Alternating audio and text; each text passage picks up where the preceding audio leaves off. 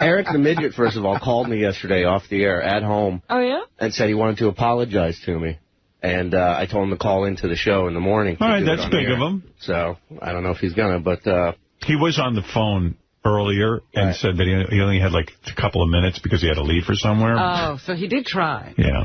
That's 3 days you want to in know a row. something? He left a really odd voicemail with Scott that him and his roommate have to take his roommate's parrot to the vet because the parrot has some sort of bald spot on its head from its mom pecking at its head, and they think the parrot has brain damage. It's the weirdest message you've ever heard. It's like 2 minutes long, but it's retarded. I've never heard anything like it. Get back. I mean, did he get to call in? I arranged that he could call in. Remember, he said he wanted to be on that girl show. Yes, because he's in love with somebody over there, too. This proves we have the greatest radio show in history because no one can do anything with Eric. He brings that show to a... This girl did not know what to do with him. And I guess that will be the last time they ever take his call. Absolutely. And that's my point. Without us, he ain't getting on any shows. I will be back after these words. I have to play you this clip from Eric the Midget. It's so great. The guy finally came back on the show. And then he said to me, I want to go on the Playboy channel and talk to... What's that girl's name? I don't even know her name. It's who the girl with Playboy? Yeah. It's called The Bridget and Wednesday Show on Fridays. It's on Friday mornings. So Wednesday is a girl and Bridget's a girl. Right, and they were very nice to let him call in. No, they were. Who is he interested in? I think Bridget. I think he's interested in Bridget's sister, but I'll tell you, when I spoke to the producer of the show, they totally knew who he was. He sends them the same 7-page emails of nothing that he sends to us. Oh, and they all knew him. Yeah, they weren't going to put him on. I think he calls there all the time or something. I don't know, but they weren't going to put him on. But once we asked, they said okay. he's bugging them the way he was bugging that... American Idol girl's mom, DeGarmo. Yeah. Oh, this is so great because so he finally gets on, and it's a disaster. I mean, the girl doesn't know what to do with him, and he's interested in her sister. Yeah, yeah. But you got to hear. You're in charge of stopping this if it gets too boring to you. But in a way, to me, it's fascinating in how boring it is. Like he had to get on the show, and here's what happened. Hang with this. On Thursday, I hosted my live web chat, and, we have a caller. Hello, is this Eric?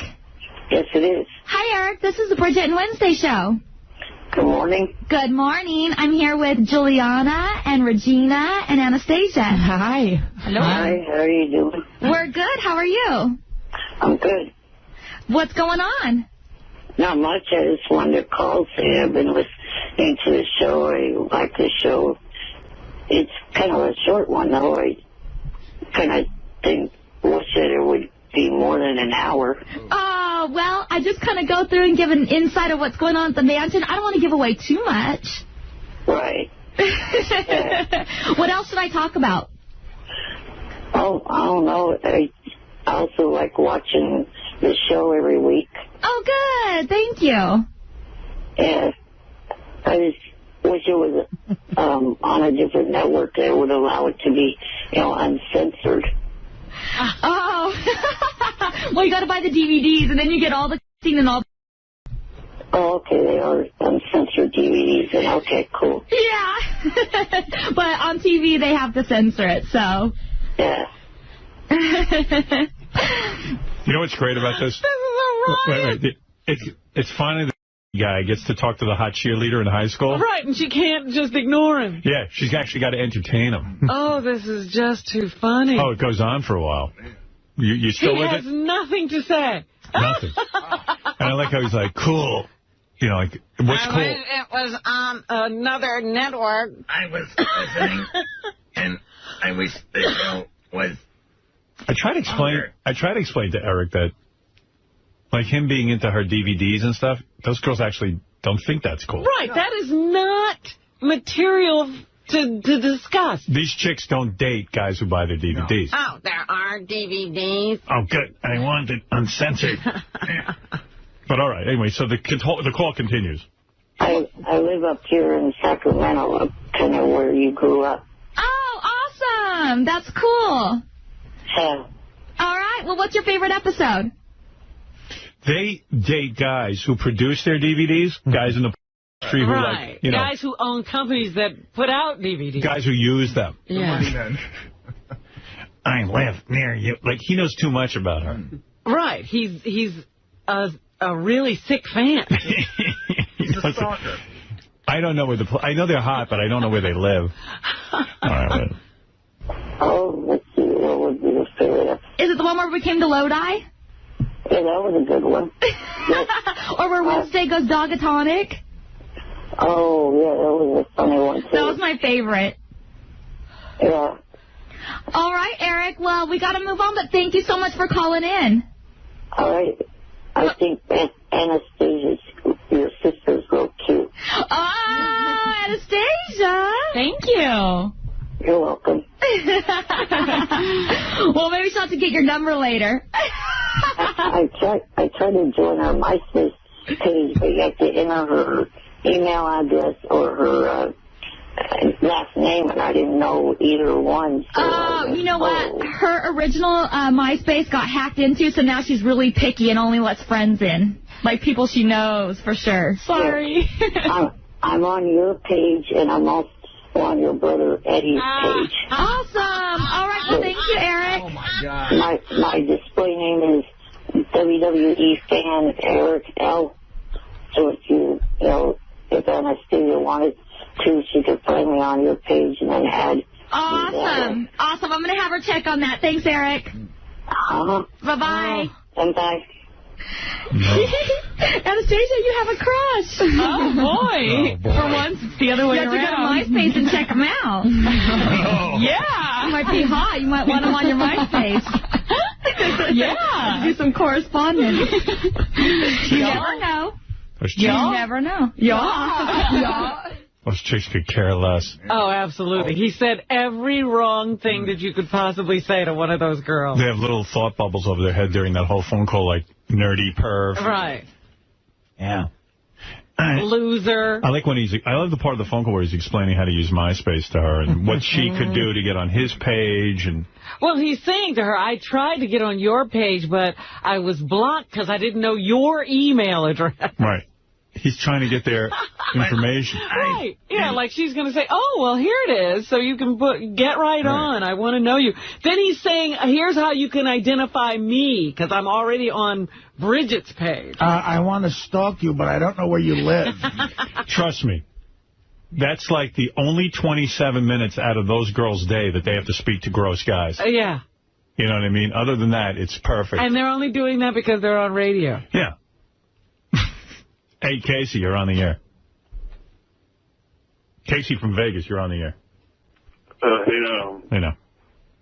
you can hear the disgust in her voice, man. And let me tell you, Eric thinks he made a connection. He's waiting for an email. You should use him like an atom bomb on other radio stations. Just send him around to other people who don't want to talk to him. Yeah, like I love sending him on other radio shows. Yeah, he really distinguishes himself. Hey, by the way, if you want to check out the Playboy channel, you can go to Sirius Channel 198. If we one day, you just want to... I want to hop over there? Hop over there. We never of course, but if there's a weird day where we're boring, just... I haven't changed the station for over a year. Oh, that's good news. Thank you. Hey, Howard, I found out that Bridget and Wednesday, I thought Wednesday was another girl, too. Wednesday's her dog. She does a show with her dog, a Pekingese. See how cute that is. Steve Langford's back, Steve. Yeah. What's going on in Howard 100 News World? Just some of the stories we're working on in the Howard 100 newsroom. Eric the Midget and Shuley sounds like these two sworn enemies have made up. Oh, good. Really? Was worried about those two kids. Hi, Daddy. Yes. Shuley apologizing to Eric for posting an unauthorized picture on MySpace, and Eric saying he's sorry for an angry anti-Semitic text message he sent to Shuley. So is all forgiven between Eric the Midget and the Stern Show? Eric telling High Pitch Mike in an email, quote, I'm not back. If Langford stayed out of my life, I'd still not be calling. All right, there you go. That's a good update. Anything else? Anybody want to hear from Eric the Midget? Oh, yes. No, you're kidding. He's back already? Eric, I'm getting so many calls, people don't want to hear from you, but I'm with you. Thank you. Eric, I thought our last call was our last call. Well, yeah, I thought it would be too, but I just got to figure out what your problem is with my call last Friday to the show that Bridget does. I have no problem with it. In fact, I want you to call into other shows so I can play it on the air. Yeah, we're going to get you a whole list of shows you can call. Eric wanted to call the Playboy Channel because he has a crush on some chicks on the Playboy Channel's sister. So he called in, and it was deadly. I mean, the chick didn't know what to do with him. He didn't know what to do with her. It was, Eric, in a word, it was not entertaining. It was boring, but... So what? I didn't want to say anything. I respect Hefner. I'm not going to say anything to his girlfriend or his girlfriend's sister that's going to end up him off. No, but I mean, if you want to be a caller to a show, you got to call in with interesting topics so that the girls want to talk to you. I mean... You sounded like a stalker. Yeah. It was funny in that you were so bad. Like, here you wanted to call in, and then, like, you kind of had nothing cool to say. And then, you know, you're giving your MySpace address and asking for hers. You sound like a goof. Yeah. So it was funny to play. That was my problem. But I'll tell you what, though. Then Eric wrote me this long email, and the guys handed it to me during the show, and I said, guys, I can't read Eric the Midget's long email during the show. That one was short compared to the one I sent you last week. Yeah, this was only a page. So single space, so I took it home and read it. Oh, what did he say? It was all irrelevant. It was like Eric's really hung up on that his call was, you know, he didn't care if it was good or not, and he has respect for Hugh Hefner. All the stuff he's saying now, but it's in more in depth and like somebody cares. I don't know, Eric thinks somebody cares about this stuff. I don't know what's in store. Well, Eric cares. Well, yeah. I found out a lot yesterday just what Eric cares about because he's really got a whole other world going on. So Eric called us a bunch of times yesterday because he met a friend. He met a girl online that he'd become friends with. In fact, I'll show you a picture. It's really cute. All right, let me see. Oh, yeah, that's a hot one, Eric. A little Asian, huh? So this is Eric's friend, and they're good friends. They talk on the phone all the time. Big titties. She likes him, you know, as a friend. So he called Jason like 10 times yesterday, and it's like, did you talk to Courtney? Did you talk to Courtney? Did you talk to Courtney? Hey, hang on.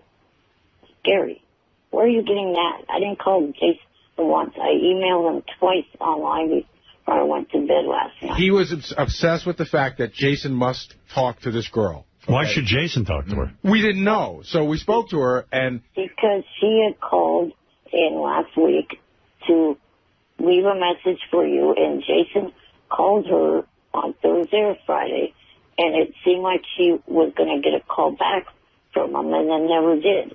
See, Eric's all involved. Like, Eric, like... Any girl who pays him any attention, but he's on the job. You got to get back to her. But you know what? In all fairness, Eric, help the guy out, so just call her back. I mean, Make him look like a hero. We did call her back. Right. So Jason spoke to her yesterday. Poor kid's trying to get laid. She likes Eric a lot. Let me start by saying she likes Eric a lot. They speak quite a bit. She actually said that once Eric stopped calling us, the level of calls to her went up quite a bit. She didn't mind. She thinks Eric's a great guy. But what we got out of it was that Eric wants her to call into our show, okay? Go ahead.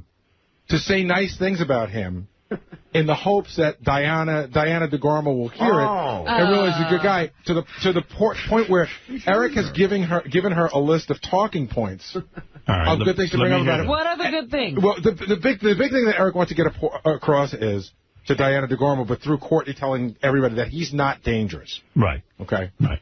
Eric, I don't think anyone thinks you're dangerous. No, that's the least of our worries about you. All right, if Diana DeGarmo is listening, Eric is not dangerous. In fact, I'm pretty sure you can beat him up.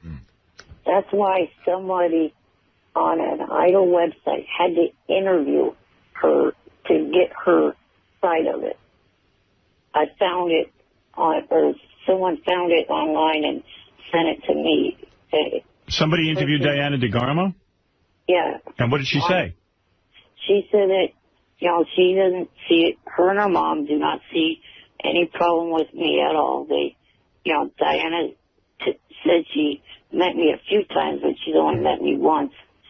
And she thinks that I'm a nice guy and, stuff like that.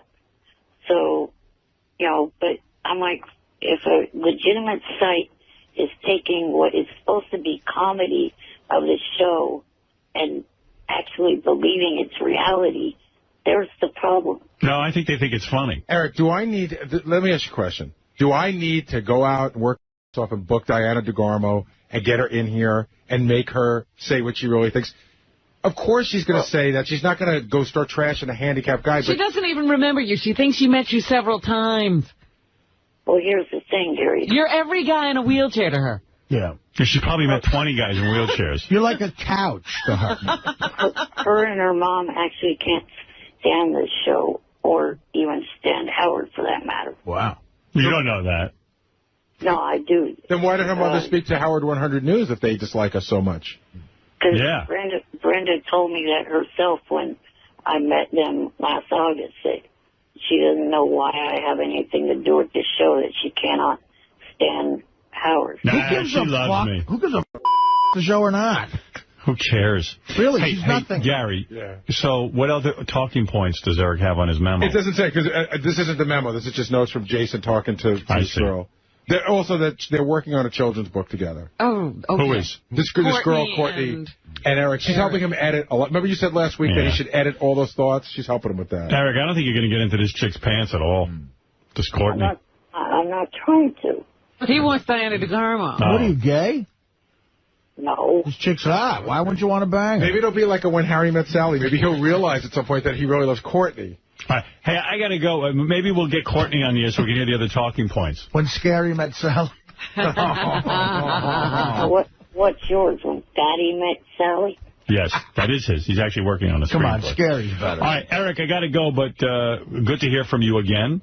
And I wish you luck. If Diana DeGarmo is listening, Eric really needs you in his life. I thought she didn't like the show, so why would she be listening, Eric? Of course. Good luck getting in touch with this G-list celebrity you're obsessed with. She doesn't listen, but friends of hers and family of hers do. All right. Well, if any friends are listening. Have you stopped calling her? Yes, I have not called once. Good. All right. All right. Thank God. But she likes the show now that I've got Eric to stop calling. We're her heroes. All right. Thank you, Eric. And bye right. for now. We'll check in from time to time. And if this chick Courtney calls, we'll get her on the air and we'll find out what's going on with her. Okay. All right. Bye. You got to help the kid out sometimes. It's a mess. Got to remember. And look, that's about 5 calls now for my record. I can't get enough. I know there are people out there who, I get the email, don't have Eric on, and then there are others who really want Eric on. So I don't know what to tell you. Oh, Eric is, he's a treasure. Right. I love all of this stuff he's going through for Diana DeGarmo. I mean, yeah. So funny. That's what's funny. It's Diana DeGarmo. Yeah, I mean, you're talking about someone who no one knows from American Idol. Do you realize I don't know what she looks? I don't think I probably have seen a picture, but I don't know what she looks like. I couldn't tell her in the lineup. She's so forgettable. I mean, you know, Eric is like treating her like she is a huge star. What season was she on? Like, I don't even know. She looks like Joe Torre with blonde hair. What? That's not good for American Idol. Yeah, Mr. Wow, Freeze. what a description. Joanna Torre? Mr. Freeze, you're on the air. Well, I need to talk to Eric. Can you get him back on? Nah. You missed him. You missed him. No, I'll try back. I need to tell Eric that I love him. Yeah, that's good. Like you love him physically. Yeah, I need to hear him squirm when we speak. All right, good. Next time you call, when Eric's on call-in, I'll get you through. Will do. Right. Bye.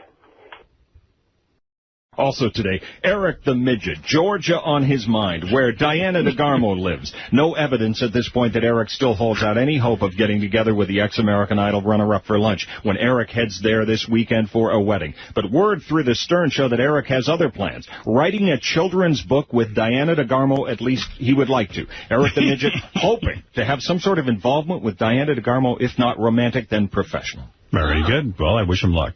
That kid is radio gold. Yep. Hey, anybody want to hear from Eric the Midget? He claims he was invited to a Diana DeGarmo charity event. Oh, really? Yeah, Eric. Eric. Hello? Hi. So is that for real? Yeah. Now, how did that happen? Well, while I was on my trip back in that area, 2 days into the trip, I get a text message on my phone from Susan saying that Diana's mom, Brenda, emailed her saying that I was invited to a charity event that Diana was going to be at on September the 27th. Only thing is that fell on the very same night that I was at my cousin's wedding, about a 6-hour car ride away from the charity event. So you never went? No, I had to decline.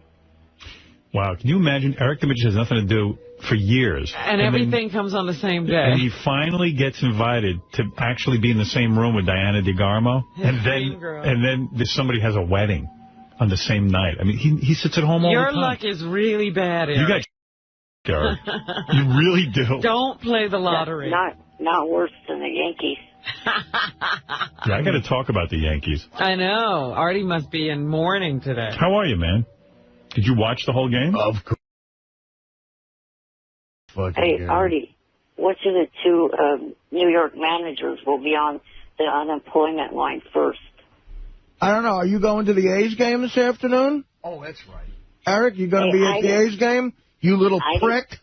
I didn't have any hope that they would actually make it this year. They made two mistakes at the end of last season. One, firing Maka, and two, getting rid of Frank Thomas. How do you know so much shit about it? Well, meanwhile, Gary's got a whole bunch of stats to rub in your face. But I got the best stat of all. But how does a Met fan, I mean, the Yankees got They play 4 more days.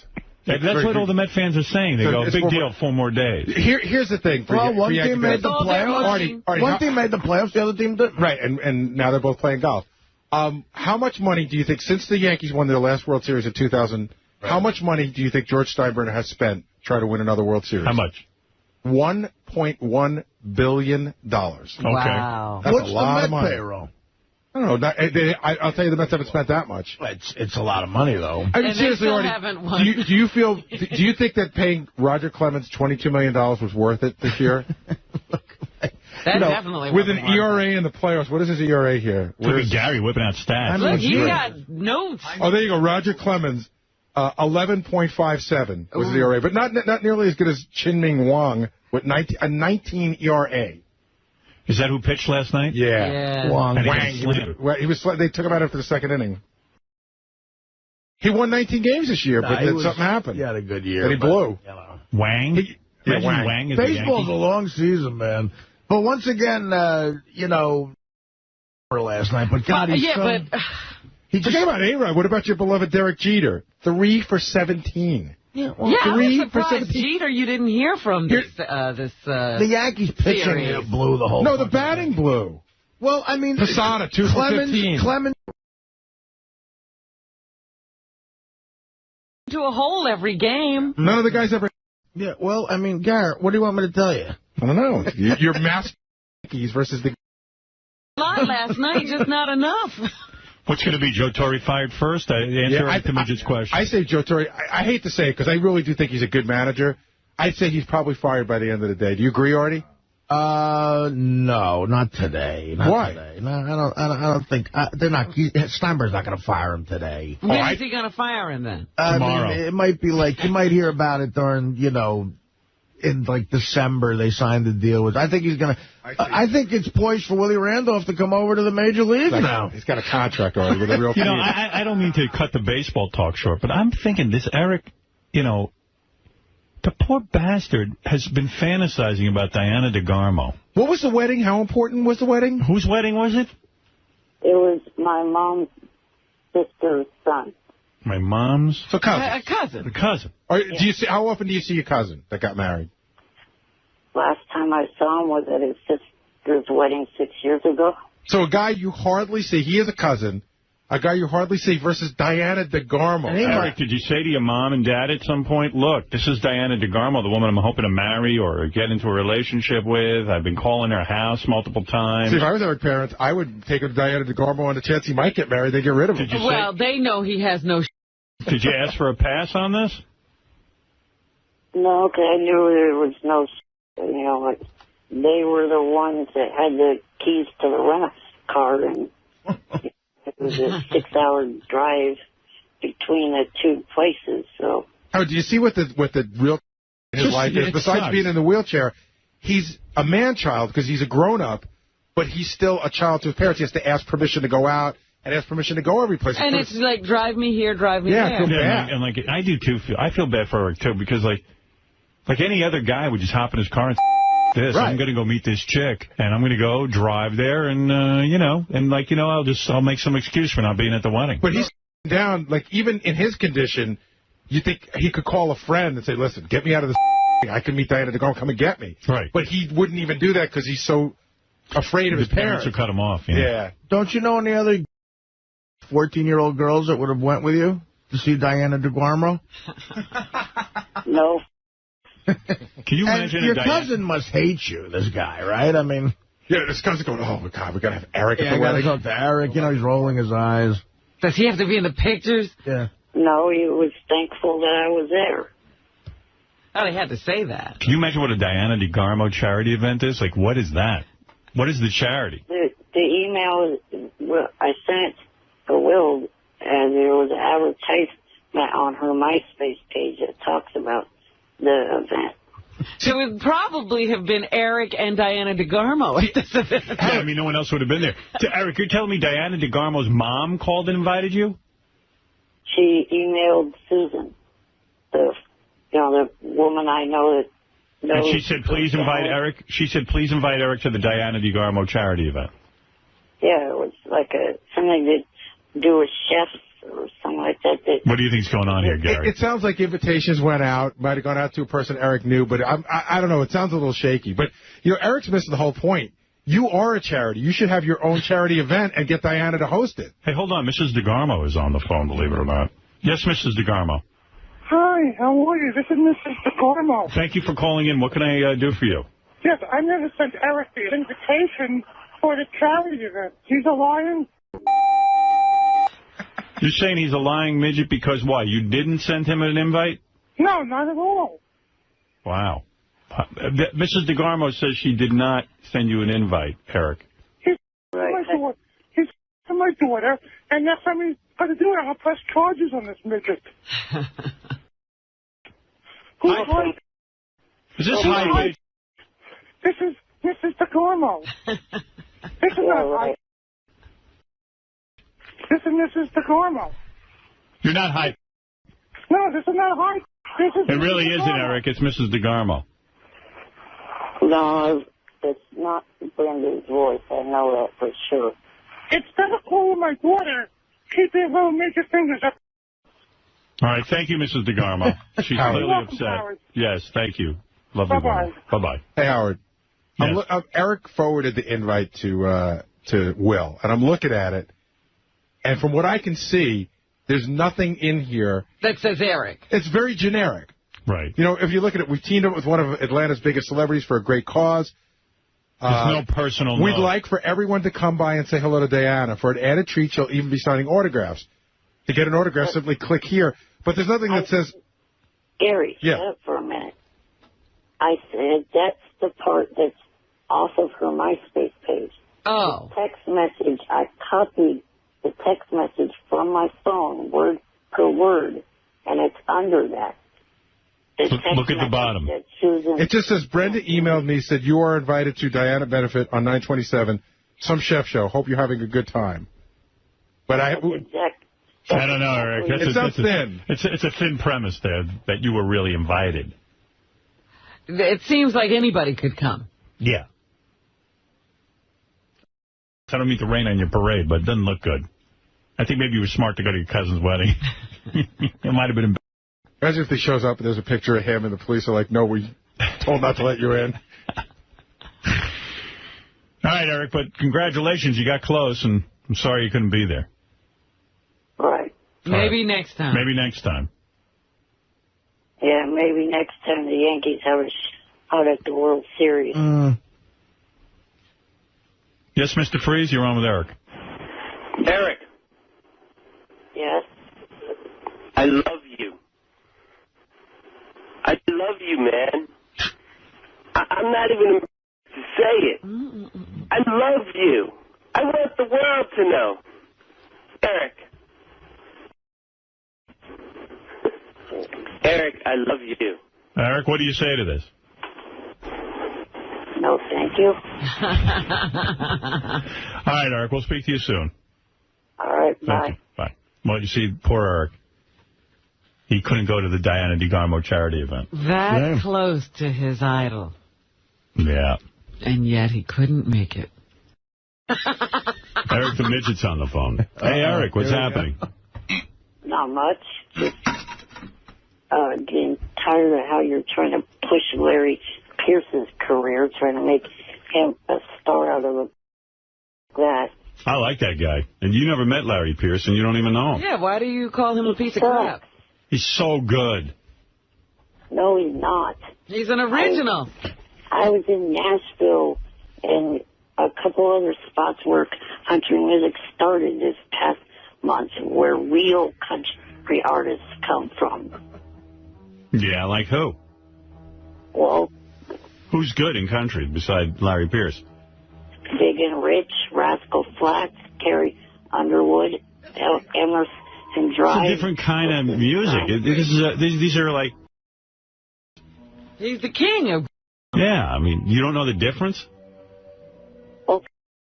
And Larry Pierce is way better than Rascal Flatts. Absolutely. I'll give you a person that's better at the country star.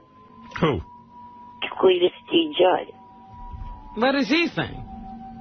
He does a bunch of, he's kind of like the Weird Al Yankovic of country music. Oh, wow.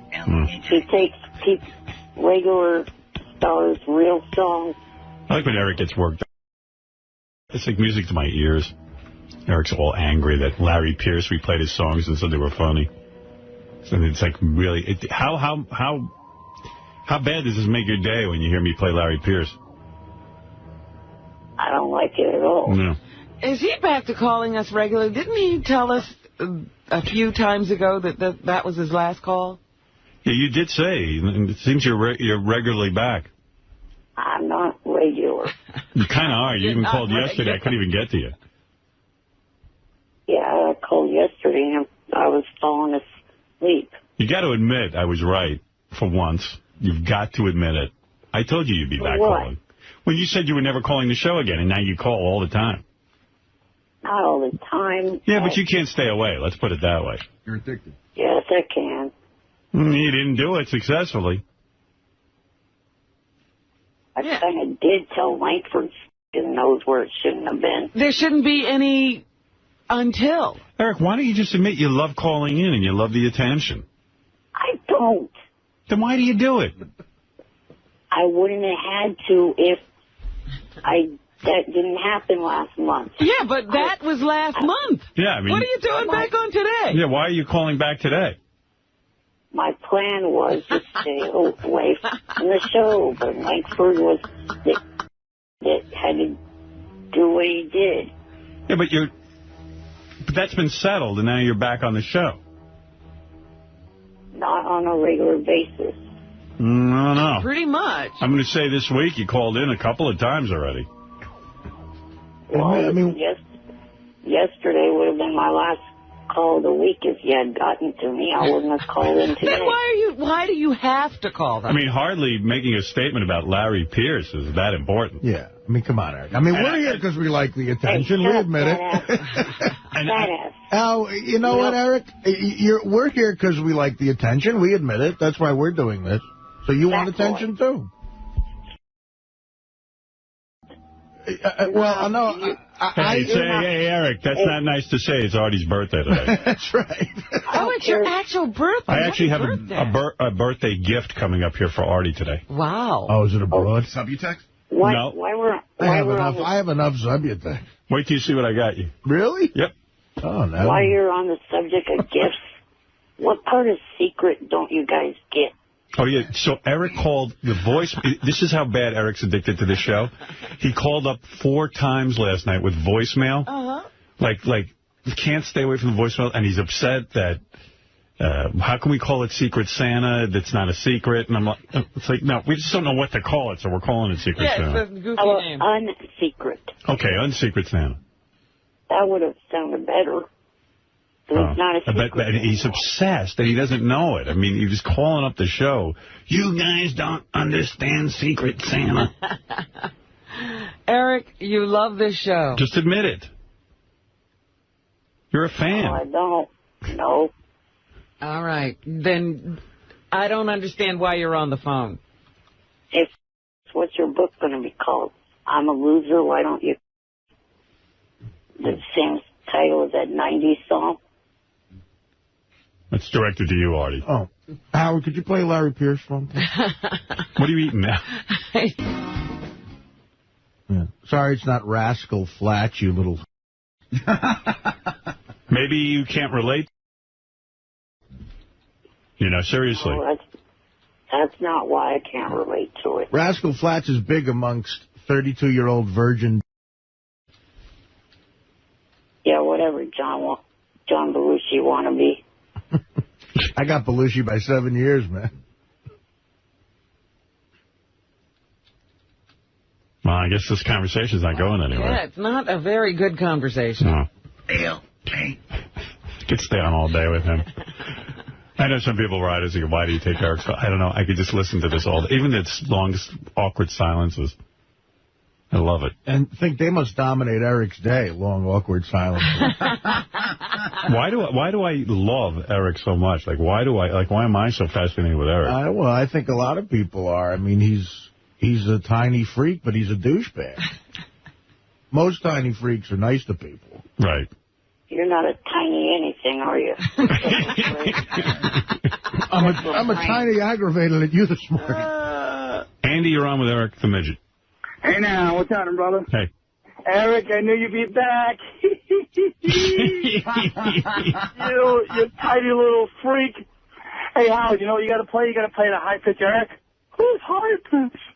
I know it's you, Eric. That's the best, man, when he calls up. That is a good one. Hey, Eric, why don't you just embrace it? Come fly the balloons, you little freak.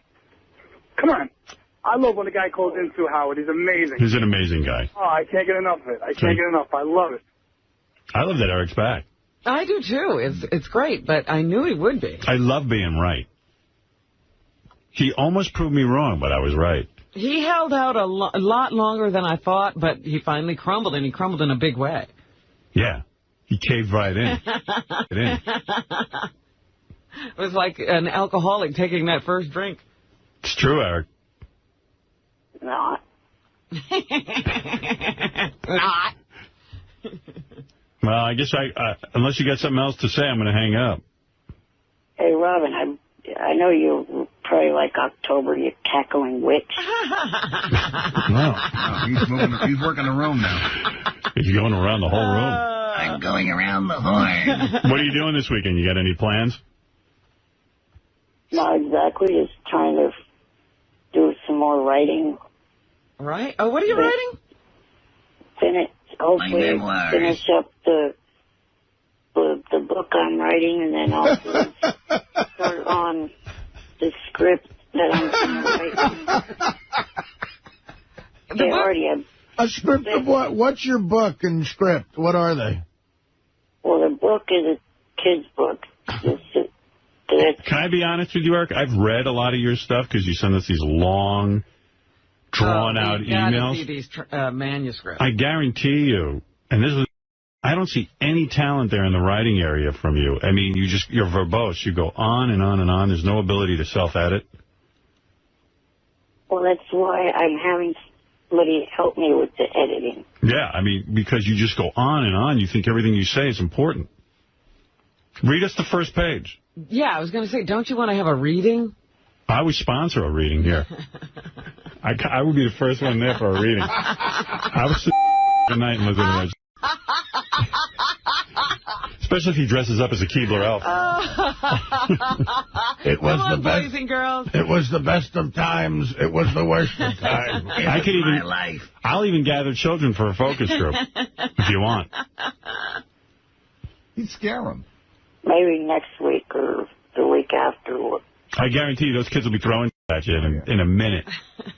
Be bored out of their skull. Read me the first page of your book. I don't have it handy. I'll wait. What do you have to do, get to the computer? Yeah. No, read me some of your children's book. Well, next week on Monday or something. No, read it now. He's already planning his next call. Yeah.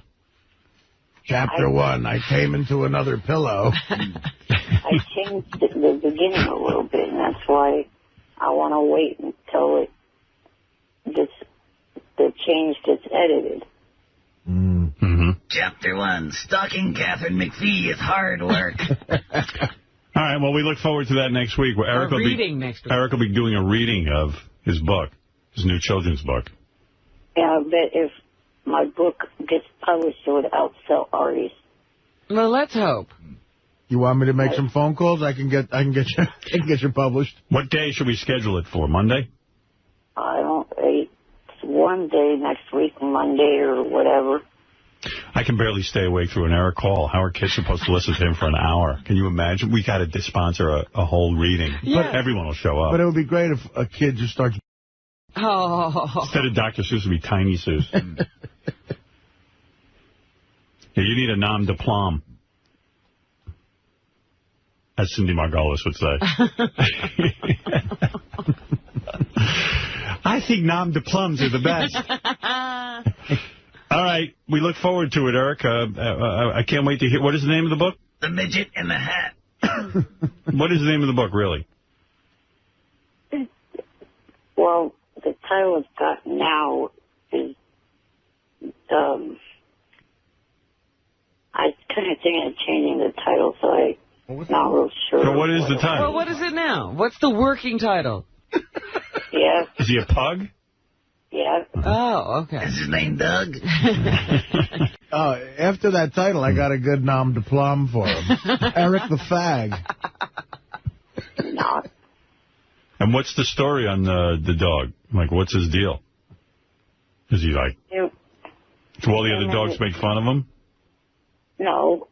Him and the other two dogs that the owner has go on a little adventure to help the owner, meet the love of his life. Oh. Man, you can really sell it, too. You're going to do the talk show circuit to sell it?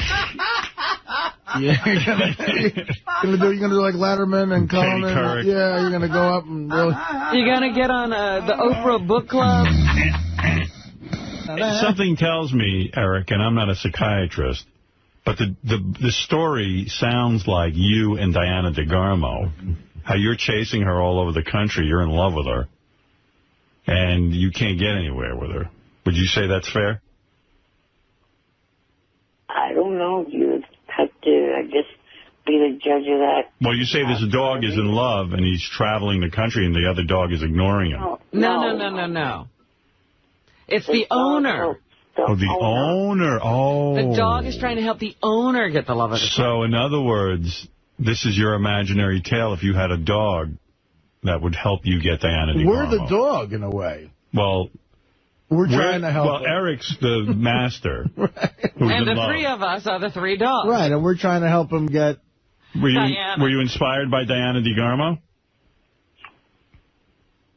Yeah. Does sound familiar. Is the girl the guy's in love with on American Idol?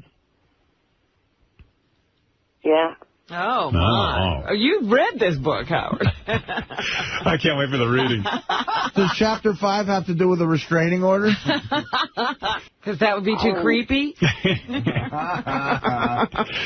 These poor kids are like involved in his creepy nightmare. Oh, my God. Yeah, that's true. You don't want to expose children to a dark, evil little troll like you. Make it for adults. What are we thinking of? We're having these kids come and be read to by Eric.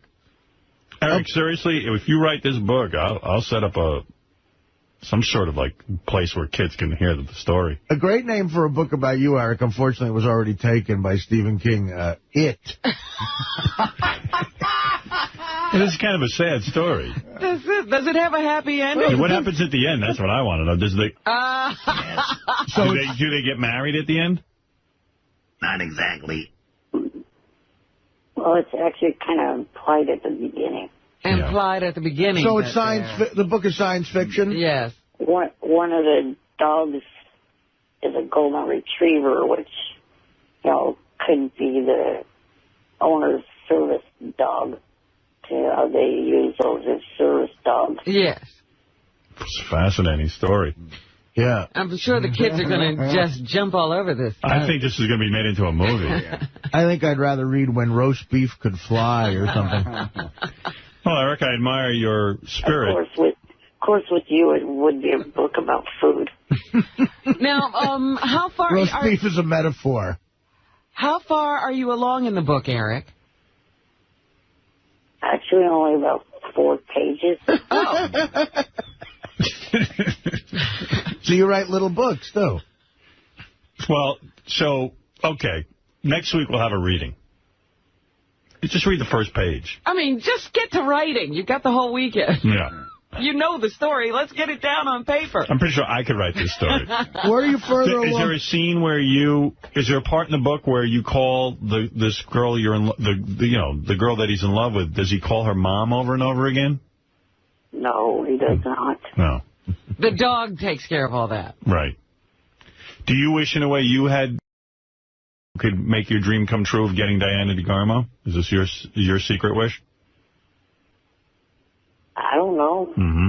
Is there an evil radio host in the book? No. No. I would be honored. All right, Eric, we'll hear from you next week. The book actually is, so far, pretty celebrity-filled. Oh, is it? Why is it celebrity-filled? Well... People love to read about celebrities. A charity event, and the charity event will be, a music event. So all these different music stars that I named in the book, and also reality TV people that will be hosting the event. Well, it sounds fascinating. Hey, Howard, this makes sense. I just read in page 6, Diana DeGarmo is writing a book. It's called Go Away, Little Monster. Well, Eric, I wish you luck with this book. I do. And take your little dog with you. And I'm very excited to have a reading and hear what you have to say, okay? Yeah, I can't wait. Oh, man. All right. Thank you. Hey, Artie, how many brain cells have you actually coke in? Hey, not enough to get fired, Eric, good thing you stayed on the line. Carrie Underwood's on the phone? Oh. Carrie? Yes, Howard, how are you? Good. How are you? And welcome to our show. Oh, thank you so much. It's a pleasure to hear from you guys. Okay. Eric is on the phone. He is a big fan of yours and probably would like to say hello. Oh, hi, Eric. How are you? Hello. This is Carrie Underwood. How you doing? So I heard about your book idea. You like the book? No, I hate the book idea. I don't think it's going to work out for him. Wow. Have you been threatened with any arrests lately? This is Carrie Underwood. Yeah, that's why you tripped and almost said Catherine McPhee. This is Carrie Underwood. This is not... This is Carrie Underwood. This is not... Eric, I know that High Pitch has tried to fool you in the past, but this really is Carrie Underwood because her agent called and set this up. But Howard, you didn't hear him. You didn't hear trip and almost say that he was Catherine McPhee. No, I heard Carrie Underwood. I never said that. I didn't even hear her say that. I caught that. I did hear that. No, I really didn't. This is Carrie Underwood. I didn't hear that. Did you, Robin? No, but, I mean, you got Carrie Underwood on the phone.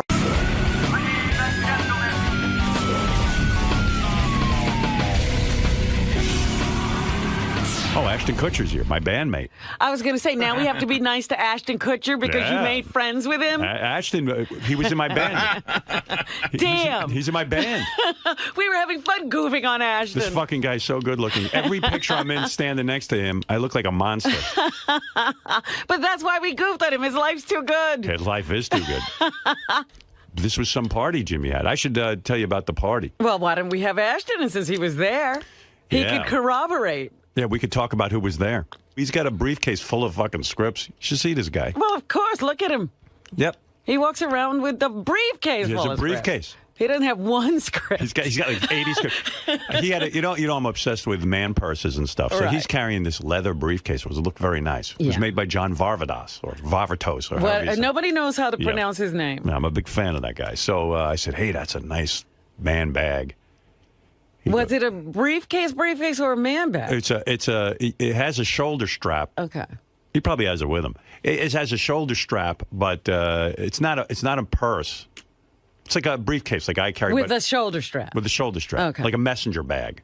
Leather messenger bag. But the messenger bag has a flap. Yeah. I think he's got a flap. Yeah. Okay. And then I said, let me see what's in that thing. I open it up. It's like 50 scripts. I go, wow, this is a good bag. You know, with the scripts. Yeah, did the scripts come with the bag? Like, he's not only is he good looking, he's got the scripts. I mean, if he wasn't married, you know how much pussy he'd be getting? He had to stop. Pussy was going to kill him. That's probably why he just got married. It's good he's married. He grounded him. He would have just never worked. He would have just been having pussy all the time. Huge amounts of pussy. Like, it would have killed him. He would have overdosed on it. The amount of pussy, just with that. If I carried that bag, the amount of pussy I could get. They took him to the hospital. What's wrong with him? He OD'd on pussy. They should sell pussy. They should sell that bag to guys who look like me. with the scripts. Yeah. Oh, let me open my bag. Oh, man. Vagina pussy. This Ashton Kutcher's bag, man bag, is like the Green Lantern's ring. You open it up and magical things happen. No. I think it's that face, Howard. Yeah, it is. Yeah, you can't get that from a bag. He's a good-looking guy. Ashton, what's up? Good morning. How are you? Good. How you doing, man? I'm good. I put my radio voice on for you this morning. So, what brings you back to the show, man? Got a new movie coming out? I got a new movie coming out. I do have a new movie coming out. I'm actually just coming back to the show because, I don't know, Howard invited me to go to a party, and we had fun, hung out, and, I don't know, I thought he was actually saying nice things about my last movie. And so I thought it'd be nice to come and do the show and hang out. Yeah, he was talking about that this morning, how he was hanging out with you. You guys jammed a little bit. Well, he jammed. I didn't jam. I don't know how to jam. But he was jamming. So excited to be back? It's been a long time, right? It's been like 7 years, man. Nice, dude. I think 7 years is probably about right. Maybe a little longer. Yeah, I think 2003 you came on. Yeah, okay. So you know. You got all the math done, huh? Yeah, I read up on you. All right. All right, man. We'll see you in there. All right, buddy. So here's Ashton Kutcher. He's in the movie Killers, where his wife... There he is. His wife? Might be... Yeah, well, the plot of the movie is what? Hey, Ashton. Look at you. You made it. I made it. I didn't think you'd make it, man, after the big band rehearsal. I'll tell you, well, the band was big. The band was big. Well... you were actually good. You knew how to play. Not really. Let me tell you something. Well, obviously you're punk. Yeah. No, listen, I was the one getting punked. I'm the one who did. I had no idea. Demi was trying to, like, force me into it. Yeah, right. Well, I'm going to talk about the moonshine and everything else. The moonshine? Moonshine. Yeah. I think that's what happened to my voice. Yeah, well, no. What happened to your voice is... Is he the lead singer? No, he didn't even sing. You sang a little, but this weekend in L.A. was so really surreal. But the reason he's not feeling well, you're not feeling well. I'm losing my voice. The reason he's losing his voice is he went to Jimmy's party. Yeah. And we partied pretty heavily. Then him and his wife go out to play pool somewhere. Where? At Soho House? The Soho House. Yeah. It had to be. What time did you get to sleep? Like 2:40. 2:40, and then you had to get on a plane and fly to New York. I mean, why is it? Why am I the only one neurotic about sleep and that you have to get your rest? I don't know, Howard. You know what I mean? We slept for like 5 hours. Yeah. Well, to me, that's nothing. I have to have rest, and people are running around and going crazy. I was just saying, that briefcase of yours. The Barbados one. That is a pussy fucking magnet because it's loaded with scripts. I learned it from you. I learned it from watching you. When you opened up your bag, there was about 10 movie scripts in there. No, there was 2. 2? Yeah, they were like in a binder. It's a rewrite. It's actually one script. So it's one script and a rewrite of that script. Isn't that a pussy magnet? I mean, when you've got a briefcase full of movie scripts in Hollywood and you look the way you do. I saw pictures of the evening of Jimmy's party. I'm standing next to you and David Arquette and I'm standing next to John Stamos, and I look like a fucking goddamn monster next to you, prick. Stamos is handsome. I mean, that son of a bitch. Like, he's been good looking for fucking 50 years. Yeah, but I mean, can you imagine, like, Ashton Kutcher and Ryan Phillippe and all these fucking good-looking guys, and then you see me, and I'm like, and, you know, my wife's looking at pictures of me from the evening, and I'm like, I look like a goddamn monster with these guys. I mean, really, it's horrible. You had a whole look going on. You were like, you had like the whole black. Now, see, that's the not hair fair. and the, That's he was not fair. when you To got say hair he had like a that. look. When you got hair going like that, I you was got like the guitar. I was like Slash. You were fully like with your short band for your for the strap for the guitar. So it was like it looked so bad. You were playing it with your chin. It looked like a ukulele. It was an average size strap, but on him it looked like it was too small. But don't you agree? We should go over the guest list of who was at Jimmy's party, because that was a sassy party. That was I'm sure like that's no big deal to you. You probably go to A-list parties, being married to Demi, and you got your own fame. Here's the thing about that party: there were no assholes there. Like usually you go to these parties and there's there's sort of that like upper crusty like those, and they spend their time all together and they don't talk to anybody. Right. It was like a non-asshole party. I mean, I was probably the biggest asshole there, and that's Next a to good me. thing. Like, yeah, yeah. But you say, but I know what you mean about this. Jimmy put together a party in my honor of coming to L.A., and it was really some party. I felt like I was part of Hollywood in a way, you know? I was kind of feeling full of myself. Like, let's review who was there. And then we got to talk about this band room. Jimmy set up a band room where you could have any instrument you want, you play. And so I was playing guitar. John Stamos came in. He plays drums. I mean, he's a really good drummer. He's a great drummer. Because he plays drums for the Beach Boys, which is pretty impressive. Yeah, obviously he must be able to play drums. But it was a weird vibe. Like, I get up and I'm first playing, and Ashton wasn't playing yet. And the original band was me, John, and Mark McGrath from Sugar Ray. Oh, okay. And then, like, a weird thing was happening. John was getting upset with the band. John Stamos? Yeah, like David Arquette was playing trumpet, and which didn't fit in, but it did. It was also a couple of the guys from Kimmel's band, too. There were a couple of guys from Kimmel's band. Like professional musicians, but Stamos was getting pissed because he was the best guy there.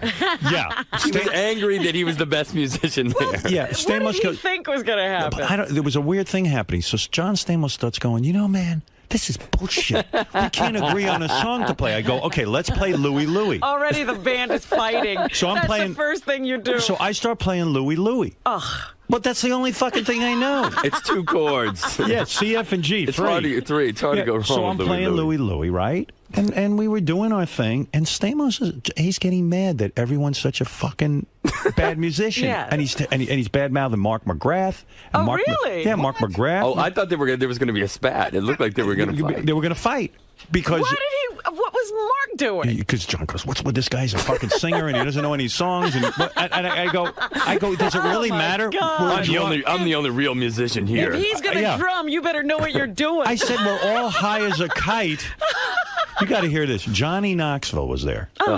Johnny shows up with his wife. Is that his wife or his girlfriend? I don't know. Johnny Knoxville looks like he's 80 years old right now. Right. He's beaten his body so much. He walks around. He's like an old man. He's like, so it's catching up with him. Yes, ma'am. Yes, ma'am. We'll just have it right down here. Yes, ma'am. Yeah, he's real polite. Okay. And he's real super polite. Like, everybody's ma'am and sir. But he looks like he's like 80 years old. He's got like his business is all screwed up. I guess that jackass thing is not a good thing to do. He's still putting that catheter up his cock every day, twice a day, and I mean, Johnny looks like that'll age a guy. I mean, when you get your dick broken, like everything after that is like downhill. Oh, what a mess.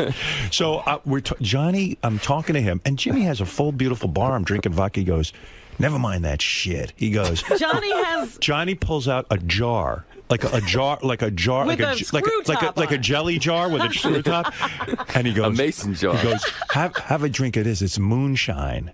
I go, moonshine? What the fuck is moonshine? What do you mean? Moonshine in Beverly Hills. He's a hillbilly, and these guys, from Tennessee, his cousins or something. His cousins make moonshine. They make their own alcohol. This was Blue Flame moonshine, which is supposed to be the good stuff. Well, I took a smell. Like, I just took a smell. And Ashton's wife, Demi, says to me, "You're a real pussy. Drink the moonshine." So I said, what do you mean I'm a pussy? I'm not going to drink that crap. That's probably poison. Yeah, I mean, Johnny Knoxville's uncle made it. I said, look at Johnny. She was calling you a pussy because you called Stamos a pussy, and then Stamos drank it. And the first thing, I walked into the party, and Stamos was like, "You're a pussy if you don't drink this." Right. It was like the first thing, and I'm like, okay, well, I don't want to be a pussy, you know. I never felt such peer pressure because I mean, after all, there's Demi Moore saying, like waiting. You can't have that. She sees I'm not a real man. Yeah. You know what I mean? And like, was she drinking it? And then like Courtney Cox is drinking the moonshine, my God. and she goes, "Come All on, these man." girls She's like, man up, drink the moonshine, and I go, are more manly than you. I'm such a fucking woman. I won't drink the moonshine. I wouldn't. I smelled it. I knew. That's why Johnny looks like he's 80 years old. He's drinking moonshine. It's either that or lighting himself on fire. One or the other. Yeah, or smashing your balls into a truck. Something. But yeah, but I mean, they make it's not prohibition. You don't need moonshine. No. But it was fun, right? The moonshine was potent. I mean, it was heavy stuff. Then you kept saying you don't know how to play an instrument, but then you got up and then you're playing the piano like Billy Joel or something. I took when I was like 7 years old, I took 3 years of piano or something. I don't really know how to play. And your wife's a good singer? She was up singing? She was singing? My wife can do anything. She's singing. She can do whatever she wants to do. She can. She was really great. I didn't know she sang. Well, if you hung out at the kind of parties I hung out at, you would know this kind of shit. Yes, I would. You're too busy going to charity benefits. I'll do my thing. You do yours with the moonshine. Talk to me about charity for a second. How does a celebrity pick their charity? Now, are you trying to get rid of the sex slave industry or something? Human trafficking, yeah. Human trafficking. There's a million charities you can get involved in. Why human trafficking and sex slaves? I saw this thing on like one of those like 48 hours special thing, Nightline or whatever, and it was these like 6 and 7 year old girls in Cambodia, right? That were working in these brothels, and these grown men were going in and sleeping with the 6 and 7 year old girl. And this is not really morning talk, but it was just so disturbing to watch, to see what was happening with these kids. And then I started researching, and I found that there's twice as many slaves in the world today as there were when Abraham Lincoln signed the Emancipation Proclamation. Wow. I didn't even know that. And it's like a $32 billion industry. So you got involved with that? Yeah, because Rob is involved with every fucking charity but that. Isn't Demise involved with something called like the Rebecca... The Rebecca Project? Yeah. I don't know. I saw an email getting passed back and forth about, but I don't know whether she's associated with it. Everybody's helping everybody. We just started our own foundation. It's the DNA Foundation. Well, anyway, so you got a new movie coming out, but that party at Jimmy's, that was fun. It was fun, but that's not a big deal to you, right? Because you guys don't you party with like Brad Pitt and we don't go out that much. I mean, we're so like when you're in New York, you stay home mostly. It's like you're not going out. That's when we're in Los Angeles, we don't really go out that much. So Jimmy's party was unusual for you guys. Yeah. Well, I just got off work. Like I came straight from work and went straight to the party, and then it was a big deal. Rick Rubin. Natalie Maines was there. Jeff Probst flew in for it. Wow. I mean, it was a party you fly in for. Jeff Probst flew in for it? Yeah, he had to do the Survivor finale. He flew out that night because he didn't want to miss it? He was in New York. He flew to the party, and then he flew back to Survivor. That's crazy. Yeah, I had a good time. I was busting his balls pretty good at that party. Jeff? Yeah, it was fun. Why? I'll tell you all about it. Okay. But anyway, so, it was good. It was really good. Ashton's new movie is Killers. This is where you play a spy. You quit the spy business. Yeah. After you quit the spy business, you get married to Katherine Heigl. Katherine Heigl. Is she a pain in the ass to work with? No, she's great. Why does she get a bad reputation of being like cuckoo? Yeah, I don't know. I think she had like a thing on the what was getting the Knocked Up movie. She had like a thing with it was like the guys in the movie and I don't know what it was. I didn't really get into it with her. And yeah, she had some sort of thing. Yeah, and I think you know when you have one thing like that spike up, then every time they do want to make a story out of it every time. So working with her was easy. Yeah. Yeah, you liked her. So you're a spy. You quit with the spy business. She marries you. You never tell her you were used to be a spy, and then all of a sudden, some guys put out a hit on you. Yeah, there's a hit. There's a contract hit put on me, and it's like one of my friends or neighbors, but I don't know who it is. Yeah. And I mean, it's a pretty basic plot line. So it's like you're Superman because all of a sudden when your wife learns you used to be a spy, she's kind of freaked out. Yeah, she's kind of freaked out, but she's also kind of impressed. Yeah, right. She digs it. I get to kill people. Yeah, that's fun. I just wanted to shoot a gun. And you get to do all that. I get to shoot guns and jump through windows and dive off boats, and that's fun. And make out with Katherine Heigl. So we were like free cheating, you know. Yeah, I know. There was a picture in the Post of you yesterday making out with another chick, Natalie Portman. Natalie Portman. That's going well. You're making that movie now. That's in a movie. That's a movie. Yeah. No, I understand that, but you get to make out with there's a picture. I know of it's him, like and free your mouth, cheating. but your mouth is open. And your tongue is practically down her throat. That's not true. That's not true. It might be touching a little, but not down her throat. Isn't that tough on your marriage? I mean, you're constantly fucking making out with other chicks. She does it too. I know, but I mean, Jesus Christ! Between the two, do you get jealous when you see your wife in a movie or you're doing this? I get a little jealous, but she's just good. She's good with it. I don't know. She's okay with it. How's the marriage going? Great. How's the sex? Amazing. Are you having as much sex as you used to have? Yep. No kidding. Still goes down. After all these years? 7 years. What is the secret to you Lots and to me? of sex. Is that true? Yeah. Do you instigate it mostly? It's mutual. How do you instigate it? Give me some tips here. How do you keep it fresh? Sexting. Sexting? Yeah, the texting. But you're sexting. big with that. Oh yeah. And you write her dirty messages. All day long. You don't send pictures. Oh yeah. Oh, really? But just across the text of your cock. Yeah, whatever. Yeah, sure. You send to me pictures of your penis. Penis. Not the penis. Penis. Not necessarily that. Sex her now. I think you have to just be like, don't just wait till I get home. I'm gonna ruin you. I'm gonna ram it into you. I'm gonna ruin you when I get home. Really? Yeah. And then you do it. Yeah. You get home and you actually follow through. Yeah. Was she put on outfits and stuff for you, or? Nah, we don't do all that business. No. You get in the room and you get down to business. Yeah, just get her done. Do you think you got enough fucking out of your way? You got married very young. How old were you when you got married? Nah, I wasn't. I was 25. 25 when you got married. That's not that young. I'm from Iowa. People get married in Iowa when they're like. That is true, but you 13. So he really 12. waited. It's like Romeo and Juliet. When you were young, I mean, how old were you when you started modeling? 19. Modeling's a nightmare? Well, it's not. I mean, it's hard to feel good about yourself when, it's like... Howard would feel really good. I would feel great if someone would pay me. But there's not a whole lot of earnership there. You know what I mean? My wife has said to me, she said when she used to work with male models, it's a very, very strange career. For women, it's not such a stigma, but for a man, it's kind of weird that... Because you're really not doing a lot. It's like getting a jigsaw puzzle that's already put together. Right. You can't feel really good about what you've done there. Like that's just what it is. Did you do the runway and all of that? Yeah, Oh boy. Oh, no kidding. Oh yeah. Imagine the pussy you got when you were doing that. It didn't ramp up. It's hard to be like, because part of it's like what you do for a living. The girl. It's like, oh, I'm a male model. Like, it's not like really like girls aren't like, oh shit, I'm going for that. Girls are turned off to male models. They don't see them as ambitious. There you go. Right. I don't think it wasn't that. It wasn't like flowing then. So when you got that job on TV, that helped. That was like, thank God. Yeah, that helped. I'm done with that. That helped. And you were a badass growing up, right? I mean, you robbed a store or something. What did you went to jail or something? Yeah, I had like a third-degree burglary thing. What kind of a store was it? I broke into high school, like my school. It wasn't like the school store.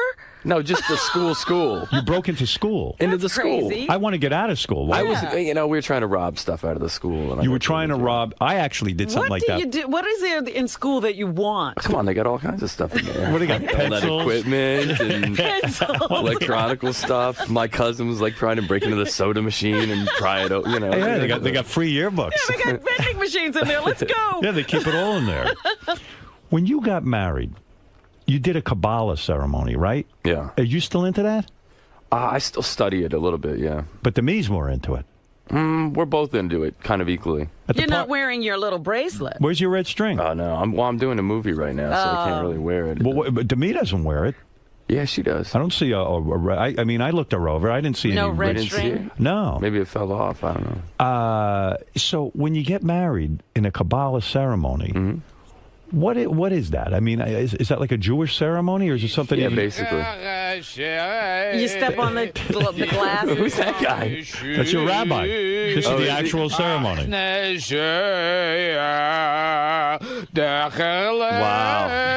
nice. I do. So some of the things you got to do is you got to dance around a circle around the bride circles the groom 7 times. 7 times. You did all that. Yeah. No kidding. Yeah. Whoa, now what is it? So are you Jewish? No, I'm not Jewish. But you're Kabbalah. But that's Judaism. I don't understand. But here's the thing. I think religion's kind of awful. Yeah. I think that there are probably more wars created because of religion than peace that's actually ultimately created. Yeah. And so it doesn't preclude me from, studying spirituality. Like, I believe there's a God, and I believe that part of that's within us, and I think I have a soul, and so I try to stay grounded through spirituality. Right. So but I don't like to follow all the rules and do. You just like learning about it. You feel spiritual, Yeah. and that's it. And that's as far as it goes. Well, it's all it's like do unto others as you want done to yourself, and everything else is sort of kind of how-to book.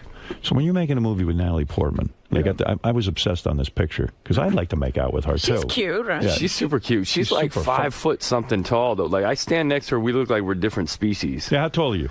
I'm 6'3", but she's like we have like a really weird height thing going on. When you do a love scene with her, do they put her on a box or something to make I her haven't done it yet. I haven't done a love scene with. I had to Well, what's kiss the her. makeout I had to kiss her in the scene, so we were just standing there, Right. But I had to lift her up to even kiss her. Do you get turned on at all? Let me be honest. No, well, I mean, in a scene like that, in a sex scene? Yeah. Did you have sex scenes with Katherine Heigl in your new movie? No, I don't have a sex scene with her. Nothing. No kissing, nothing. There's kissing, but not like a sex scene. Nothing hardcore. No, I kiss her boobs or something. You kiss her boobs? Yeah, just just kiss them. Kiss her boobs. How do you write that into a script? See, that's why Hollywood marriages can't last. They've been doing pretty it's well. tough, yeah. Well, we're doing great. Well, how do you know if they're doing well? They're still together. I'm just counting years. I mean, at the party, you guys seem super tight. Yeah, she's my best friend. Yeah. Yeah. She got up there. She encouraged you to get up and play with the band. You were being kind of shy. Wow, because I don't know how to play an instrument. I don't know how to sing. No, come on. You were jamming out songs on the...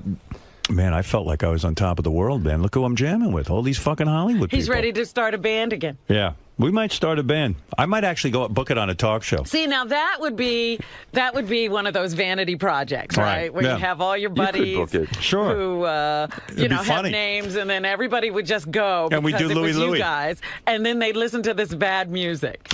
So when you're on the set, it's like when the bands break apart, and then different factions of those bands try to get back together and form that new band, like the Revolver. Super bad what was that, Revolver? Yeah. Revolver. Yeah. Hey, so if you're on the set with Katherine Heigl, you don't get physically attracted to these? I don't understand how it works. Nah, you just don't.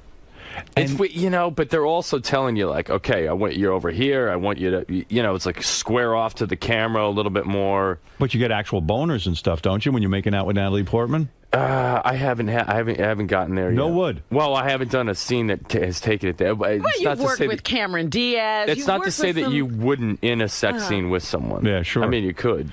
And so do you have to sort of detox after something like that? So you go home to your wife and you got to be like, oh, shit. Well, like when I was doing that movie Spread, at the end of the day, there was for 7 days in a row that I had like sex scenes that I was shooting. Right. And then you'd go home and you'd just be like, I'm so over it. It's like it was just enough. I can't even have sex. I could imagine how a porn star would feel. No kidding. I think the porn stars would get done at the end of the day and be like, I'm not. Yeah, you would think. Well, that I would understand. But I mean, you're working next to all these actresses and stuff. I just don't know I don't know how you go away on a movie set for 4 months or something, and you're hanging out with all these hot chicks, and you keep your marriage together. Well, it's quite remarkable. How do you we'll go on location with it. We'll just go together. So it's we're not apart. That's for smart. Very long. That's a smart move. We have a 2-week rule. We're never apart from each other more than 2 weeks. Right. You know what it is, though? The porn stars, when they make a movie, they're finishing. They're actually coming. And they're sick of sex. The problem is you'd have all this foreplay. Ramp up. Exactly. And then you got to be kind of curious. Do you ever find yourself, you go home at the end of the day, and then you're thinking about Katherine Heigl, what it'd be like to fuck her? No. You don't? No. You can't admit that anyway. What do you mean? Oh, I mean, because you can't say that. You could admit it. You could. Would you say that if your wife's your best friend, can you sit there and say, shit, I just did a love scene with Katherine Heigl, and you know what? I was getting a little bit turned on. Can you tell her that? Can you be that honest? Yeah. No kidding. I can't. Yeah. I can tell. She's like my best friend. Yeah. So I got to be able to tell her everything. Well, that's pretty good. Now, when you got are you on bad terms with your family? When you got married, you didn't have your family there? You didn't bring my family was there. Was your brother there? You have a twin brother. My brother right? wasn't there. How come your twin brother isn't there? Because my brother was married to a woman that was like well, when they got divorced, sold all these stories to the tabloids. Yeah. And so I didn't want her coming and selling stories to the tabloids. So did you tell your brother that? And yeah, was he pissed off at you? He was upset that he wasn't there, and I'm bummed that he wasn't there because I wanted him to be there. But I was like, I can't invite your psycho ex. I can't have like I don't want the whole world knowing about what's going on. And that didn't cause a tremendous rift between you and your brother? No, because at the time he was in love with this woman, and Yeah, but I told him that she was a psycho. That woman. But now they're divorced. Yeah, it's done. It's done. What does your twin brother do? Yeah, and does he? He sells 401k accounts. No kidding. Yeah. Does he look exactly like you? No. You're fraternal? Yeah, we're fraternal. He's blonde hair and blue eyes. Is he good looking like you? I think he's a handsome guy. Is he as handsome as you? I think he's a good looking guy. I mean, is he as handsome as you? I don't think he's as handsome as me. Is there jealousy between you and your brother? I mean, you're this big star. You're married to Demi Moore. You're making fucking movies. You got tons of dough. I mean, is there tremendous jealousy? No. No? No, there's not. You know what? My brother's a great guy. I wish I was as good of a guy as my brother is. No kidding. He's a great guy. So you're close? Yeah. Oh. Where does he live? He's still out in... He lives in Iowa. Iowa? Yeah. I don't see him enough, but... When's the last time you saw him? A month and a half ago or something. Right, because he's in Iowa. How the hell are you going to go out there? Yeah, you're not going there. Yeah. It's not like I have a business meeting in Iowa. I'm like, well, right. I'm just You just dropped by. I was in the neighborhood. Yeah. But, I mean, it's got to be strange for you to be like a young guy. You've hosted Saturday Night Live. You had television shows. You had a modeling career. You're making movies. Yeah. It's just an incredible life, right? Kind of heady. It's pretty good. How do you stay level? Like, are you mean to people at all? Do you lash out at people? Are you? I mean, in other words, have you gotten carried away with yourself? Or are you staying grounded? Well, that's you seem very grounded to me. That's why I study that Kabbalah. Stuff. Yeah. Keeps you grounded. Did you think you had a moment where you could have gone off? She beats me up. What do you mean your wife beats you up? She says to you, you're getting out of line? No, yeah, that's part of the deal. Like, she's just like, she puts me in place. Right. But and I do the same thing for her. Do you feel that you once had a time where you might have been headed in? Yeah, that's like right when I met Demi. I was like on the verge of like, this could get really bad. You were getting out of control with the women. I was getting out of control with the women. No kidding. I was abusing it. You were. I wasn't being nice. I was abusing it, and I was like, and it was not good. Like, it was bad. I was like, all right, that's it. And then I met Demi, and then it was like, I just shut the spigot off. No kidding. Yeah. You knew it was right. It could have gotten bad. I mean, I could have drowned. In what? It could have been the OD. I could have OD'd on it. It was either coming down to that or like some infectious disease that would be like some new infectious disease from getting too much. And you would be patient zero. So when you say you were bad, it was just bad. Would you sometimes have 2 or 3 women a day? It was just bad. It was bad. You were a bad person. Because you're using people and they're using you. I was very honest and upfront about it. And I was like, listen, this is not, I'm not looking for a relationship. I'm not interested in that. I want to have, and it was like, okay. But I think that there's a part, the girl, she's thinking like, wow, maybe he is, or maybe he could be. He's just saying this. Right. I'm going to be the one that changes that, and I was just abusive of it. Damn, man, I wonder what the hell went on. You should write a book about that. Met the wife. That was a good thing. And straighten, yeah. Just saved my ass from. Where do you meet her? How does I that met her go through down? a mutual friend. And she walks in the room? Yeah. And she probably thought you were a douchebag in the sense that she did. You're probably going to try and fuck her and leave her. I was trying to do that. You walk in the room, Demi Moore's there, and you're instantly attracted. Yeah, well, I was like taking a shower, and it was like her and a buddy of hers that was a friend of mine that I was trying to hook up with also. And it was bad. I mean, I'm going to be honest about it. It was bad. Hey, if I was you, I'd be bad too. She knew. And then I like went. I was like taking a shower and getting changed, getting ready to go out. And I came out without my shirt on. And Demi good move. Demi takes the piss out of me immediately and is like, when we said we liked your haircut, we didn't. And so then I'm like, okay, great. Now I'm the asshole. So then I walk and I get dressed and I come. And then Demi was like making a phone call to her youngest daughter, who had like an art project or something to do, and I heard her outside the door talking to her daughter, and I was like, I want to be with a person like that. Because she seemed grounded and... Just based on the way she was talking. And then I said, I need to talk to you later. And then that was it. And then we just spent the rest of the... That was it. Yeah, but she probably thought, I'm not going off with you because she's probably looking at you like, you know what, you're just interested in fucking. So that's what she said. She said, if you just want to talk, yes. And I was like, yeah, I just want to talk. But meanwhile, you wanted to fuck. Yeah, of course. But then I went, and then we just talked. You did? Yeah. You weren't an animal? No. Well, I couldn't Did she think it was like closing off. She was like, the door was shut, nothing was happening. Did she think that was a move when you walked out in your towel? Because you're a good-looking dude. It was a move. You're a muscular. It was. She knew it was a move, yeah. You mean you walked out in your towel on purpose? On purpose, You knew you looked good. I was like... Yeah, that's a great move. If I looked like him, I'd be nude. I'd walk around with my schlong out. I hope you have a small dick. Nah, you got a big penis. No, I'm not like in demand. You know what I mean? It's not like but you have a good size. You're as big as that Starbucks. You're as big as the Starbucks coffee cup. No. What size is that? No, it's not. I'm not like working the Vente mocha. So your move is when you were seducing a woman, you walk out in a towel. No, that wasn't my move. That happened to be the move that. You know what that move. You know what my move is? I walk out in a ski parka. That's it. I keep everything covered up. It's unbelievable. And then. She probably didn't really want to take you seriously romantically because she knew she didn't. You're a womanizer. Yeah. There's no way you're going to be a serious contender. There's no way you're marriage material. And you had to prove to her that you loved her. That was it. How did you prove it to her? I don't know. You just hung in there. Just hung in there.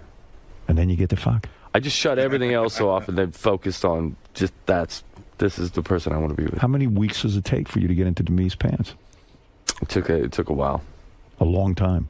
Even for you. She was it took a while. Weeks? Months?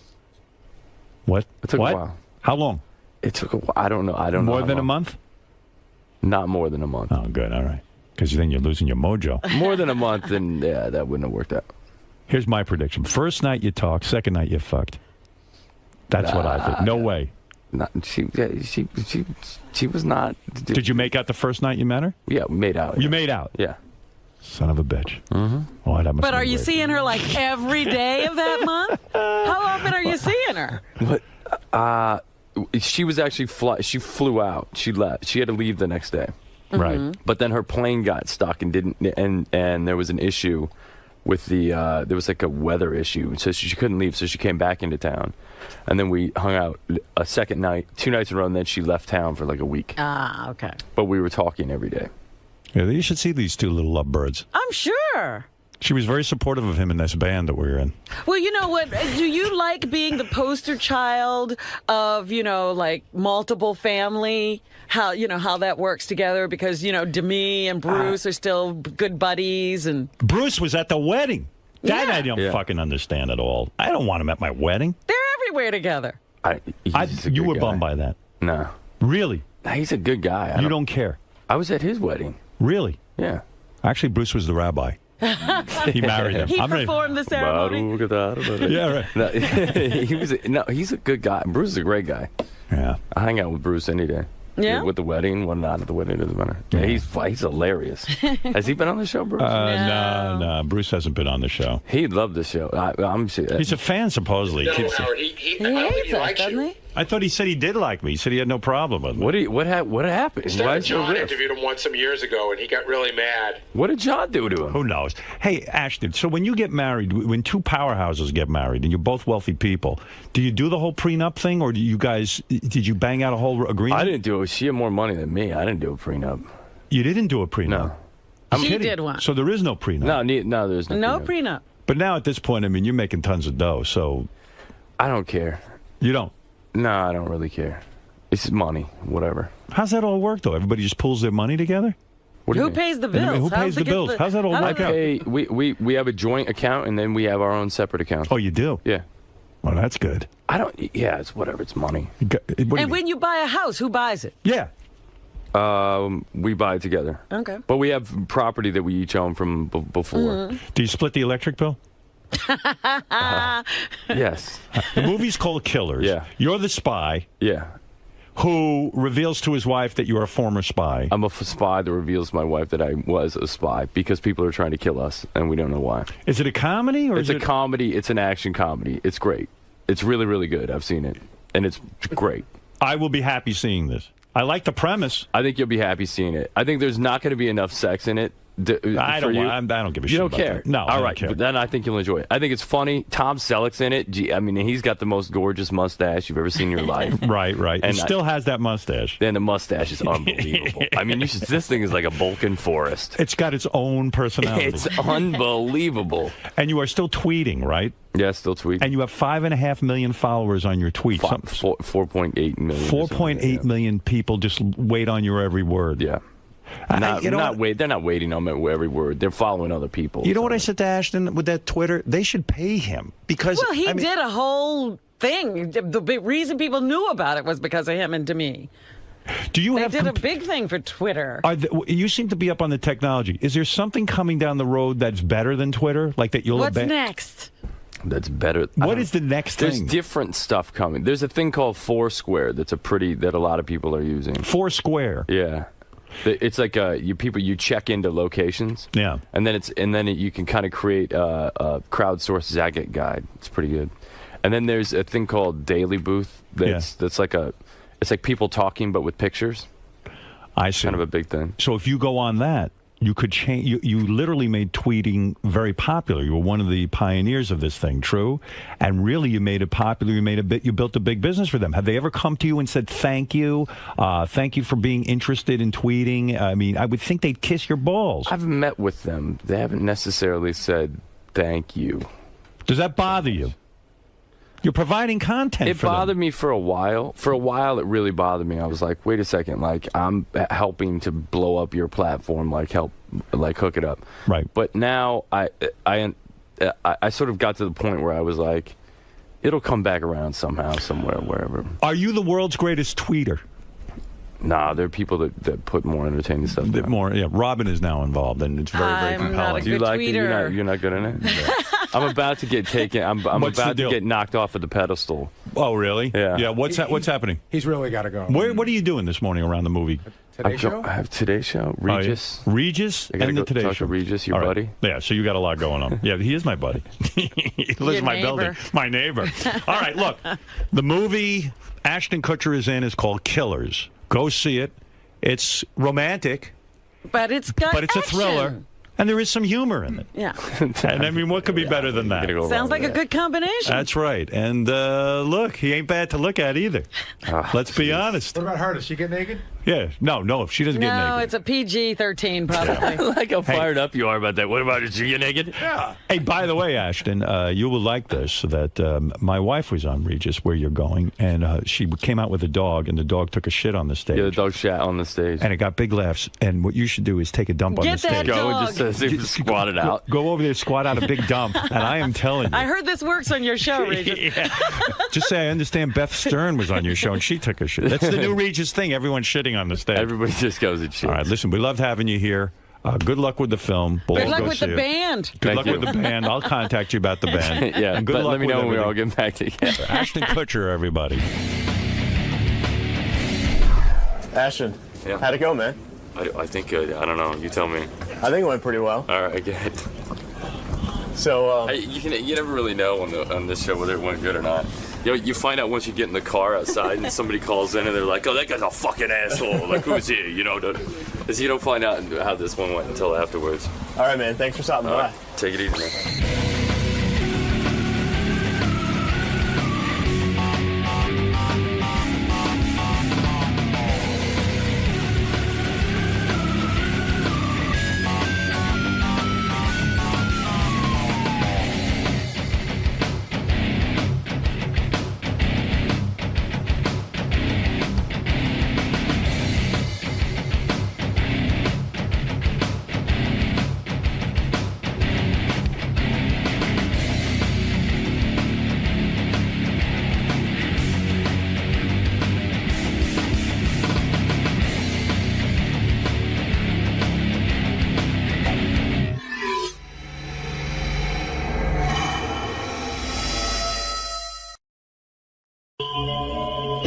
from L.A. My kind of town, that L.A. Yeah. You have no mic. Oh, that's because your mic's down, Robin. There's no way you That's what I was trying to tell you. Yeah. Your mic is on, but I have it turned down off. Just trying to send you a subtle message. I got it. I just don't know what the message was. Oh, my glasses are filthy. You know, that time difference with L.A., boy, that wears me out. Everything wears me out, you know. But it's really weird when I go out there because there's like a lot of excitement that I'm there. Well, I said it was like the Queen coming. Everybody was getting ready for you. TMZ did a report. We went out to dinner. We got there Thursday evening, you know, late afternoon. And we went to our hotel. We stayed at the Beverly Hills Hotel, which is a really nice hotel. And it pulled up, and then right away there were these like a paparazzi, but like a ton, like a million of them. Howard, you know, like I don't even know how did they get on the hotel grounds? That was it. And then the hotel people got upset. You're standing on our sidewalk, and then they were throwing them off the sidewalk. I said, listen, it's no big deal. Just who gives a fuck? Who owns the sidewalk? I don't know, but it reminded me like when I was a little kid, and you go, hey, get off my lawn. That's that's my lawn. No, our property line ends here, man. You're always arguing with your neighbors. I don't know. Did you have that? Oh, yeah. I was telling you about the guy who would yell at the children every time they touched his grass. Yeah. That's my grass. Yeah, and it's like one little patch of grass. Right. It's such a small patch of grass, it's not even worth fighting for. So we get there, and there was a lot of excitement. And I said to Beth, I go, man, there's a lot of excitement. Well, they're looking for something new to do, I'm sure. Like, I'm the new guy in town. Like, you know what it is? It's enough weird. of Kim Kardashian and her sisters and wherever they go. Yeah, right. It's like, because I don't live out there, there's very, most celebrities out there, no one's, Jimmy Kimmel told me that, he goes, you're just not here enough because everywhere I went, it was like an event. Mm-hmm. I was like, I must be like the president when I go out there. But that's what I said. It was like a state visit from another foreign dignitary. Even that guy from TMZ, Harvey Levin, was saying... on his report, wow, it was like Howard Stern is the king of L.A. So we got there, and we were meeting Jimmy and his girlfriend Molly, and J.J. Abrams and his wife, Katie. J.J. Abrams, who's been on our show, he did the Star Trek movie and the Mission Impossible movies, right? He's the guy who created Lost and all these shows. Yeah. And he's a good guy, and so we were all going to go out to dinner together at this place called Soho House. Okay. So we're driving, and then all of a sudden, there's all like it was like being Lady Di. You know how they chase you? There was like 3 cars chasing us.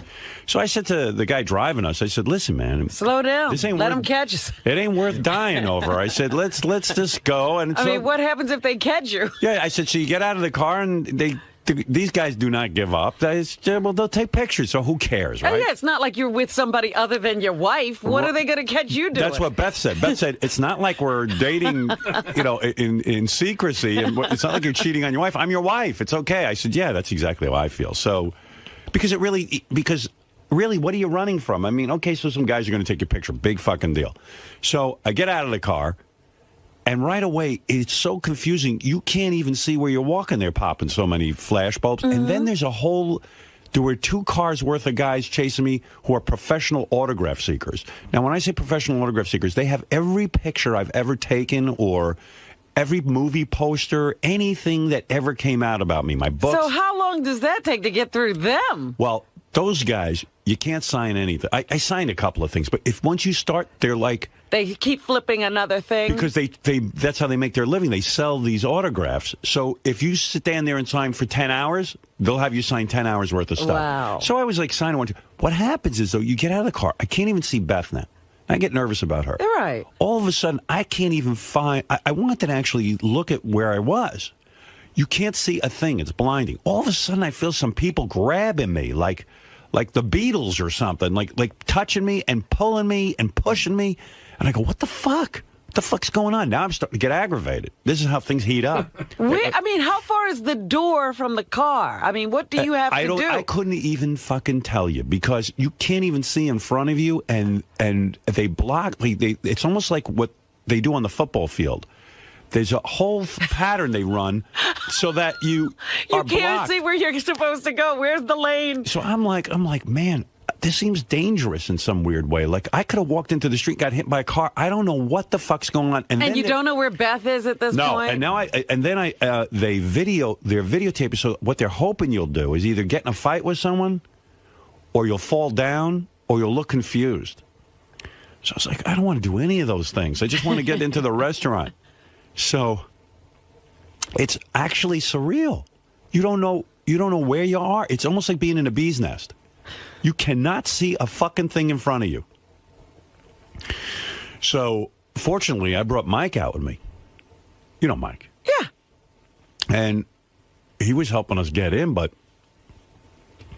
it was crazy. I started to sign a few things. I said, this ain't going to fly. I'm not signing any more that stuff. just makes more. And then they follow you around for the whole weekend because they know you're an asshole and you'll sign everything. And you know, it's not like it's a fan saying to you sign something. For like a woman. It's a guy with a bunch of... Yeah, like I went shopping and this woman came up. She goes, I'm a fan. Would you sign this for my niece or something? I said, yeah, sure. You know, no big deal. But she doesn't come with another one. She doesn't have another niece. No. It's a whole racket, but it's really... I'm going to say dangerous because you don't know what the hell's going on, and they're hoping you'll get hit by a car. These guys, because then they'll be the ones who tell all the stories. Yeah, you have no idea if you're on the sidewalk. You don't know where the fuck you are. So we pull up, and now we're in a steakhouse, and by coincidence, I didn't even see him. Donald Trump had just gone in there with his wife, and so. The steakhouse is the wrong restaurant. Because I was going to say, what were you doing at a steakhouse? Well, it turns out the Soho House is 2 floors up. It's like a building complex. You know, it's like who the hell knows what was going on? You think I know what was going on? So I walk in, I finally get in there, and it was like wacky. So the guy goes, "Do you have a reservation?" I go, "Yeah," and they go, "No, we don't have your name on here." I go, "Is this the Soho House?" And they go, "No, this is BOA Steakhouse." No. So I go, oh, fuck, you're kidding me. I go, I don't think I can walk back out there. Yeah, like now you got to go back? That's crazy. And then you sound like you're crazy because you're like, well, the guy goes, well, your car's right there. I mean, I go, where? And they don't tell you. This must happen all the time. They don't tell you the Soho House is upstairs. And there is a way of getting up there. I guess they don't want to encourage that through their restaurant. They're pretending that restaurant doesn't exist. Yeah. So I go, did you ever hear of a place called Soho House? Oh, no, that's right upstairs. We can help you get up there. I said, thank you. Don't send me back out there. The whole thing is crazy, man. I don't know. It was wild. And I'm telling you, we pulled up to the hotel. These guys, there were so many guys out there, so now they're fighting over... How do they know where you are? I don't know. It's impossible that they would know. First of all, I'm registered under my alias. Yeah. Which you seem like a retard doing, but thank God we do that. And I don't even know how they... It was a private entrance. I don't even know how they... I don't know. It must be someone from the hotel knows I'm coming and tips them off. Oh. It was crazy. It was like right out of the Beatles' Hard Day's Night. And, you know, I guess if I was single and I had a new chick if you were with me, trying to impress somebody, it'd be another thing. I'd pay people to do that. That's right. You'd make this happen. You would say, come on, get a crowd out in front of the hotel so I can look important. And you know me, how cranky I am and everything. And I was just like, boy, this is weird. But, you just go with the flow. I was like, wow, okay. So that was dinner Thursday night, and that was pretty nuts. Mm-hmm. And then Friday, Beth was running around. She was on everything. She was on Jimmy Kimmel. Did you see her on Kimmel? No, I have to go get the YouTube now. She was really good. I missed it. I heard about it. Yeah. I saw a lot of comments about it. I'll tell you about the party that Jimmy threw. Yeah. I'm getting to that, but the funny thing is that Jimmy has a room where you can jam. Like, he's got all guitars and in his house. Yeah, he's got a whole like outdoor room. Like, I shouldn't say that. That doesn't make sense. But it's a detached. It's the room. It's a room that's not part of the regular house. Okay. All right. It's like a guest house, but he set it up for like if everyone wants to go play instruments. And he says no one ever plays instruments when he has this thing set up. So a bunch of us went in there, and I saw pictures from the evening. And I'm standing next to Ashton Kutcher, who's coming into that this morning. I'm standing next to Ashton Kutcher and David Arquette, and we're jamming with our new band, which I'll be telling you about. So you guys are now going to make music together? There's something happening. What do they call this? Is a super group. There's a super group forming. I'm going to tell you about it. But anyway, I saw pictures from the evening, and I look horrible in every single fucking picture. I'm standing there. It's like, Jimmy said to me, quite frankly, George Clooney would look horrible next to these guys. They're all handsome. Now, come on. George Clooney's handsome. He's making a joke, but I'm just saying, what am I doing up there? I look ridiculous. And Beth must really love me because she told me I look really hot playing the guitar with these guys. And I was like, oh, we need Fred here because I'll jump to that. You need a real musician in the band? Is that the thing the band is missing? Well, it was really something, this trip to L.A. First of all, L.A. is the greatest because of that weather. I got to tell you, we're fucking around here in this cold weather. I have tried to get you out of here for a long time. I'm not attached to this place. I got 3 daughters, my parents, Move them. I can't move them. I got to be where my ex-wife's got the kids and all this stuff. But Ashley's getting close to going to college. She's got another year. Then I'm fucking heading out of here. That's it. I'm going somewhere. I've been talking about that. Why do you think I'm on a plane every weekend in the wintertime? That warm weather puts you in such a good mood. So Beth was running around like a maniac. I don't know if you want to hear any for Jimmy Kimmel, but I thought it was really strong. Yeah. I wonder how the fans are feeling because, Beth gets so much crap, and I thought she was really... What do you mean? Well, Beth gets so much shit from our fans for being my wife, and they're just there's a lot of people who are mean to her on the Stern Fan Network. Oh, again, you're going on those things. But I thought she did a really good job. Because everything I heard was positive. It was not, I didn't hear one, I don't talk to those Stern Fan people. Well, I had this whole thing where, I got there, and Beth was running out to go do Jimmy Kimmel's show to promote her book. Uh-huh. And the first guest is Ryan Phillippe, JD's pal. Oh, cool. And, he was at Jimmy's party, too. I'll tell you about that. It's good seeing him. He had his hot girlfriend with him. Everybody has a hot friend. So, anyway, so Beth went out, and she was like, she knew I'd be cranky because we were going to dinner afterwards. Right. With Jimmy and stuff. Did you go to the show with her, or you stayed at the hotel? I stayed at the hotel, which is something my psychiatrist will be proud of me for. We've been working on that kind of stuff. What does that mean? Where I learned to stay out of things. You know what I mean? You usually would be micromanaging? Is that what you're saying? Yeah, I would be there and make it about me. Directing and all that. Right. Yeah. Well, not having directing. Your problems. Right. Who knows? But somehow it would become about me. And it's Beth's moment. And then Beth went. And Beth was happy to go and all of that. And so I stayed at the hotel and ostensibly to get a nap. That was the thing because I'm Mr. Cranky. And Mr. Nappy. And plus, every minute I'm looking at my watch going, uh-oh. In New York, it's really 6 o'clock. I'd be eating my dinner. You're like the timekeeper. Yeah, I'd be like, I'm hungry right now. Because it's really 6 o'clock for me. And I'm sitting in the hotel room neurotically and not sleeping because now it's my dinner time. And then we're not eating dinner until after the Jimmy Kimmel show, which is done like at 8 o'clock, but that's really 11 o'clock. I'm making myself berserk. I'm nuts about that time change thing. And just forget it. It's the time you're there. I guess. I hear you, but I can't get used to it. Well, you only got 2 days. So now I'm laying in bed, and then I said, I better beat off. Because now I'm in the hotel, and I'm going to beat off. Because I go, maybe that'll put me to sleep, and then I won't be cranky. I didn't even tell Beth I beat off when she was doing taping Jimmy's show.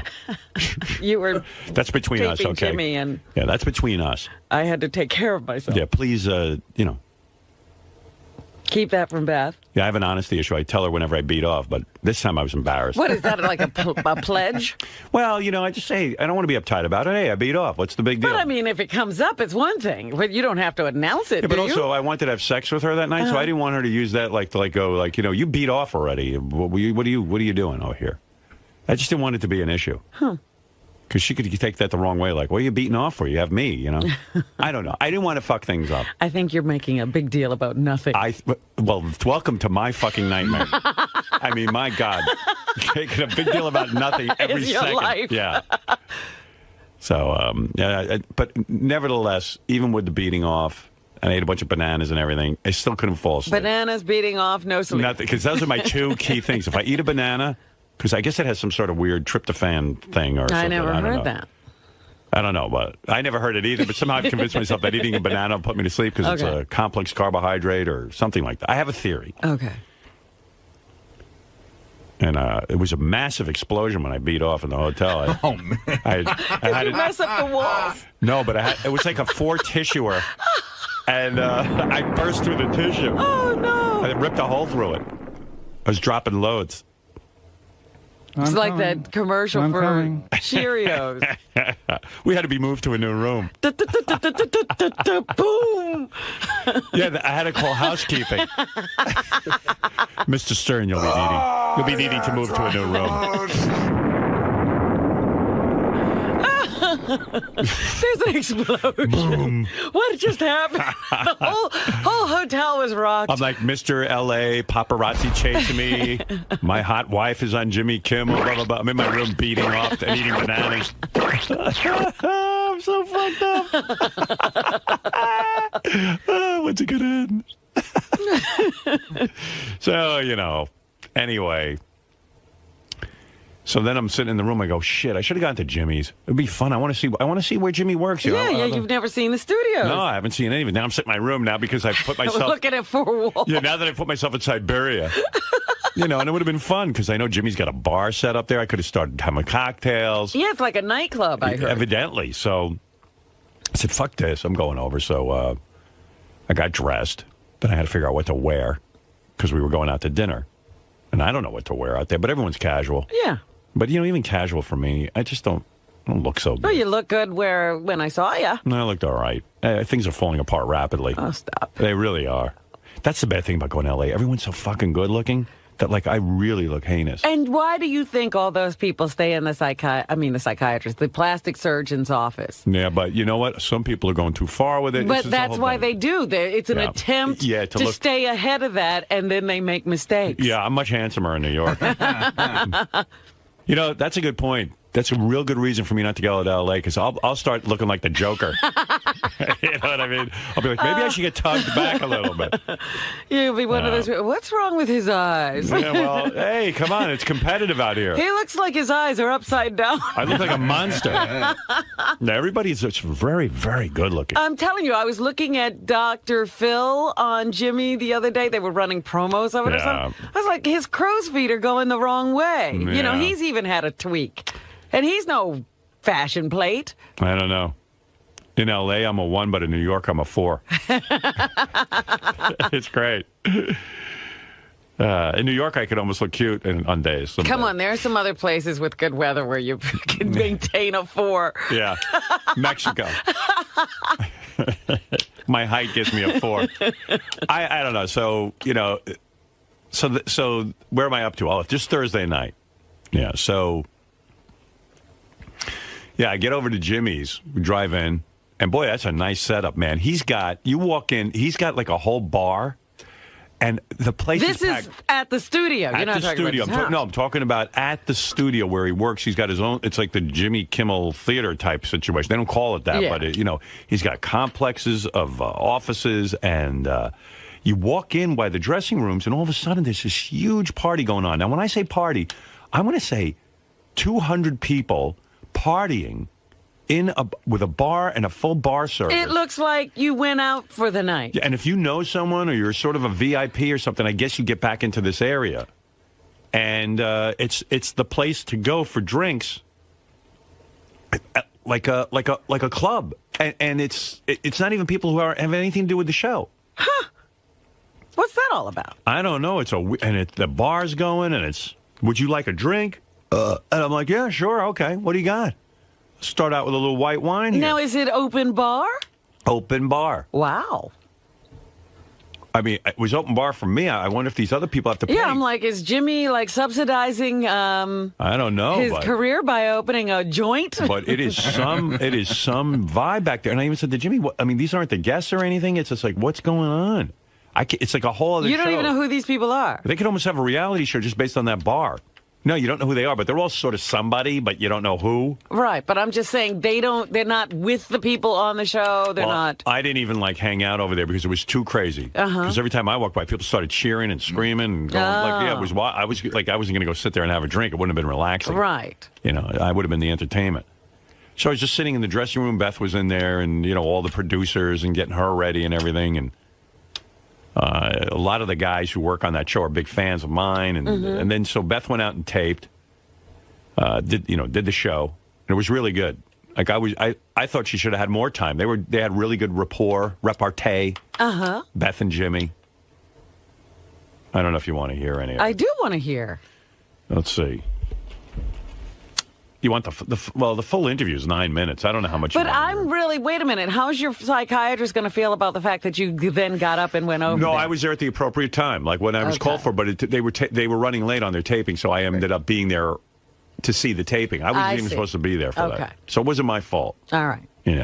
Ryan Phillippe was the first guest, and he was saying some really nice things about me. He was really being very sweet and talking about how his mom used to drive him around, and he'd listen to the show, and it was like his big influence. So it was not. I was really starting to feel very full of myself being out there because the people were carrying on about me and telling me I was a genius. Like Amy Poehler from Saturday Night Live was at. I'll tell you who was at the party. But she was there, and her husband, and they were telling me I'm their hero and comedy hero, and I was just like, How come they're all doing very well and are respected, yeah, I yet know. we're still over here? I know. I'm everyone's comedy hero, and they've all done very well in a respectable way, and I'm still this fucking pariah, this freak show. I don't know. This social pariah. Like Jimmy's got a show on ABC, Amy Poehler's on Saturday Night Live, and has a TV show on NBC, and and I'm still some weird dreg or something. And so then Beth came back, and I told her how funny it was, and, everyone was really pleased. And then, then we went up to Jimmy's offices to get him because we were all going to go to dinner. But did they not come in the same car as you? How come they weren't with you when you went to the Soho Because they house? had a different car because afterwards they're going home, and, we were going back to the hotel. So, yeah, they had a different car. Oh, okay. Yeah. And that's when that whole Soho This is why, like all those Hollywood people talk about conservation and saving the environment. Look at how many cars. I know. But you know what? It was really kind of exciting because, I was excited for Beth and I felt good. And she was nervous that, she wanted it to go well because she knows Jimmy so well. Oh, yeah. But, and plus you drink before you go on. I slowed Beth down. She was drinking? Well, yeah, I told you there was a whole bar with cocktail area. And doesn't mean you have to have a cocktail. She had a glass of wine or something, but she said that's the key to getting relaxed. I mean, it's really kind of smart to give people alcohol before they have to go out. Oh, my goodness. Yeah, so anyway, so then the whole dinner thing happened Thursday night, and, and that whole story. I'm telling you, this big Hollywood party that Jimmy threw was really quite something. I'll tell you the guest list. So this was Saturday night. So I really didn't even know who was coming entirely because, there were some people that I had invited because Jimmy said, who do you want to have there? And then there were people just kind of were there, and I didn't even know they were coming. So he's all dialed in, apparently, in this Hollywood scene. Yes and no. I don't know. I can't tell what's going on out there. I'm so out of it. You know what I mean? Look, at 90% of my life is pretty much, it's just me and Beth and then my kids. And then, I'm kind of sequestered in New York. So when I go out to Hollywood, when I go out to L.A., I'm telling you, it was, really strange. It was really like being the Pope. That paparazzi are following me like even Jimmy goes, nobody gets followed like this. This is insane. You would have thought I was Suri Cruz or something. Britney Spears. Or Britney Spears. It was wild. And and I didn't even tell you this. Like Friday night, I went out with just Jimmy and Molly to this Italian restaurant. I can't think of the name of it. No wonder Adam Carolla's all upset. Yeah, Adam was at the party. And Adam goes... But you wouldn't give him any special time. No, we invited Adam Friday night. He was shooting a commercial or something, and he wasn't available to come. So I met Jimmy and Molly over at this Italian restaurant. Because Friday, I just did the same routine again. I hung out by the pool. Now, was Beth busy all day on Friday? All day pretty much. Wow. She stopped by for an hour. We went shopping for 2 hours on Rodeo Drive, which I don't recommend if you have any degree of fame. Because... you can't move? Yeah, it was kind of crazy. I didn't know what it was. I saw it in the movie Pretty Woman, Rodeo Drive, and Beth said, let's go shopping on Rodeo Drive. I said, yeah, why don't you get dressed up like Julia Roberts, and we'll go, and I'll look like me. You're going to dress up as what? There's no point in me dressing up. And I said, yeah, let's go shopping. So we hit, like the first store you hit, then everyone's like, It's really kind of a tourist trap, actually. It is. Well, of course. What do you mean, of course? How do I know that? Pretty Woman, it didn't look like that. Rodeo Drive. Oh, well, I walk out there, and there's a... I guess they have a lot of tour buses that come by. They're open-air tour buses, and it Those says... big double-decker buses. And it has Star written on it, and people are there to look at celebrities. They drive by the celebrities' homes. So I walk out, and they go, hey... The guy on the... Did he have a bullhorn? He had a bullhorn. Yeah, he goes... And right over there is Howard Stern, the radio announcer. That's funny. You can't miss me, you know what I mean? That's a movie scene. And I go, uh-oh. Beth goes, all right, get back in the car. This is going to be a disaster. We don't need to go shopping. I said, listen, honey... They're announcing you from the bus top. My new thing is proven to Beth that, like, nothing bothers me. I go, honey, we came here to shop. Big deal. So people see. So they're on a tour bus. That's not a big deal. So they're announcing me. Yeah, so they're announcing me. We're trying to cross the street, and now we're jaywalking because we're so desperate to get across the street and hide. We're going to be hit by traffic, but and it's Beth's okay. Going, and I go, Beth, let's go into that store. She goes, no, I really don't want to go to that store. I want to go to the one all the way down there. I go, we're going to walk all the way down there. No problem. No problem. The guy's going, Howard Stern is over there now crossing the street. He is crossing the street. So we went in some stores, and Beth said to me, I had enough shopping. Let's just go. You know, like we went to two this was stores. A bust. It kind of was. Yeah. It was a shame. But she was real tired from doing all this promotion, and I couldn't wait to get back to the fucking room. And what'd you wear? What'd you throw on? I just the shopping spree. Same thing I'm wearing now. Yeah. I don't get dressed up. I don't know what to wear. But Beth looked all hot. She had on the big fucking heels and the mini dress. So she was really doing the Pretty Woman thing. I said, go ahead, come on, we're with Pretty Woman. And so I didn't realize it was a whole tourist thing. Oh, well, yeah. I thought it was very exclusive. No, inside is very exclusive. No. Outside is nothing but in Pretty Woman, they almost throw the people out who are like scumbags. Yeah. Apparently, they don't. Everyone was allowed in, because every store I went in, everybody was there. Yeah, but they can't really buy anything. No, I don't know. I don't know what was going on, but then we had to get right. We wanted to take a nap before the party, because as you know, the party started at 6, but that's really 9 o'clock in New York, which is the time I'm on. So you took a nap? Yeah, we took a nap. Even though you'd been lying by the pool all day? Well, I was turned on because Beth was wearing a short skirt, and we were on Rodeo Drive. I said, when we get back, I want to keep so that. You didn't nap. I said, keep that skirt on. Well, no, if I blow a load, I'll go right to sleep. So I know that. I'll tell him, like, I better have sex, because then I'll fall asleep and take a nap. So I told her to take her dress. She should wear her dress, and we should have sex back in the room. Right. Because it'd be like Pretty Woman, like, you know. We walk in the room, and then I take her. Uh-huh. But then she had to take a bath or a shower or whatever she was taking. She showed up in the room in her just a regular, you know, sleeping outfit. Oh. I got upset because I didn't have my Pretty Woman fantasy. I wasn't Richard Gere. Oh, well. Some other time when she's not working. I want to take you in that dress. You got to find a time for that when she's not working, Howard. Yeah, right. She's all work. Workaholic. She did a lot of publicity. Yeah. Yeah, I mean, all over the place. And then we had to get ready for Jimmy's party. We showed up, and Jimmy's got this nice house. I don't know. It seems to have... Sounds like a compound with extra houses for band setups. He has like one little room. He has a house with a room that... In other words, I guess what you would call it is a guest house. You know what I mean? And like it's not attached to the regular house. Right. But he went all out for this party to welcome us, because he had a bunch of people serving. He had guys cooking in his kitchen. He has a very contemporary home. Uh-huh. And the whole kitchen was filled with people cooking. And he's got a pizza oven, and they were making pizzas. And then he wasn't making the pizzas? I thought he gave up. There were too many people there for him to cook. He evidently entertains a lot. Like, he'll just have a lot of people over. Well, we've heard about those football parties he every throws Sunday. Every Sunday. So then he's got the, so the first room he takes me to is this music room, where there's like carpet on the walls. Yeah, so he's soundproof. He's got a keyboard, drum kit, and a bunch of guitars, a trombone, and a trumpet, and like a ukulele. He's got a whole bunch of stuff. Who plays in there? He says no one. He's never had anyone in there. I said, tonight we're playing. We're jamming tonight. I was the one who got that going. Does he play anything? No, he plays a harmonica. I think he plays the clarinet, believe it or not. No, he plays harmonica. Oh, that. If he's not competent, the clarinet. So he's not going to break out the clarinet in front of guests. So, That's funny. He built this room. He doesn't even play anything. But it was this big party in my honor, and it was really nice of Jimmy to throw that because I felt very Hollywood and I felt very accepted and very much like a genius. Like I was being very appreciated for my talent. Like everyone was coming in and saying I was their hero and I'm very, very funny and they listen every day. So, like, I felt really good. And I'm trying to think who was there. I'm sure I'll miss people, but... You didn't take notes? No.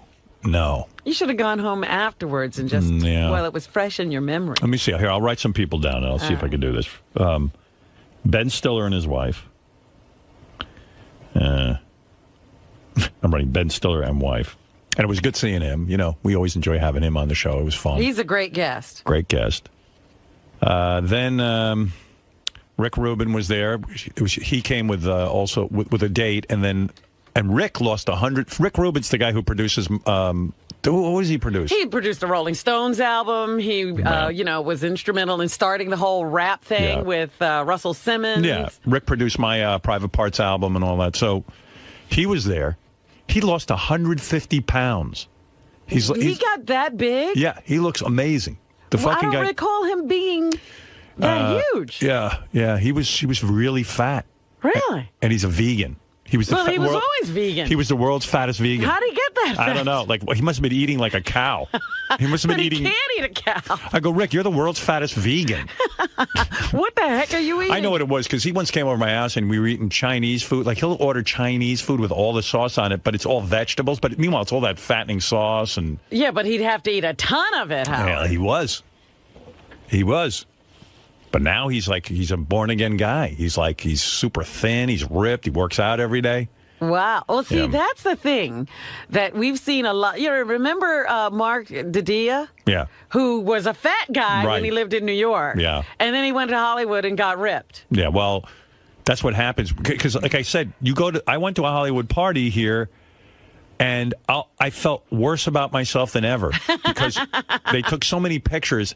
And I'm standing next to these guys who, Ryan Phillippe and Ashton Kutcher and John Stamos, and each guy's better looking than the next. And I'm like, then when the pictures come back, I look like a hideous monster.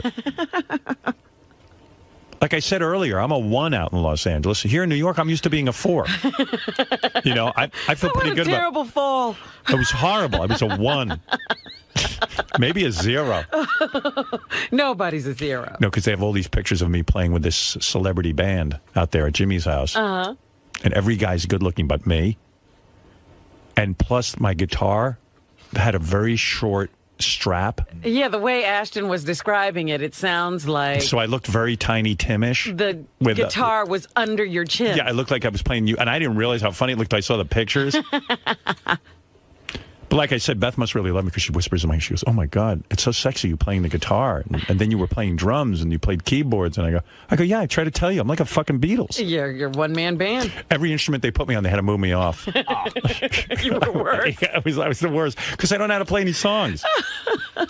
But you still okay. So Ben Stiller and his wife. All right, let me think. Amy Poehler. Who is? Saturday Night Live, and she has her own TV show. What's the TV show called now? Community. Right. So, no, it's not Community. It's Parks and Recreation. All right. Courtney Cox and David Arquette. Okay.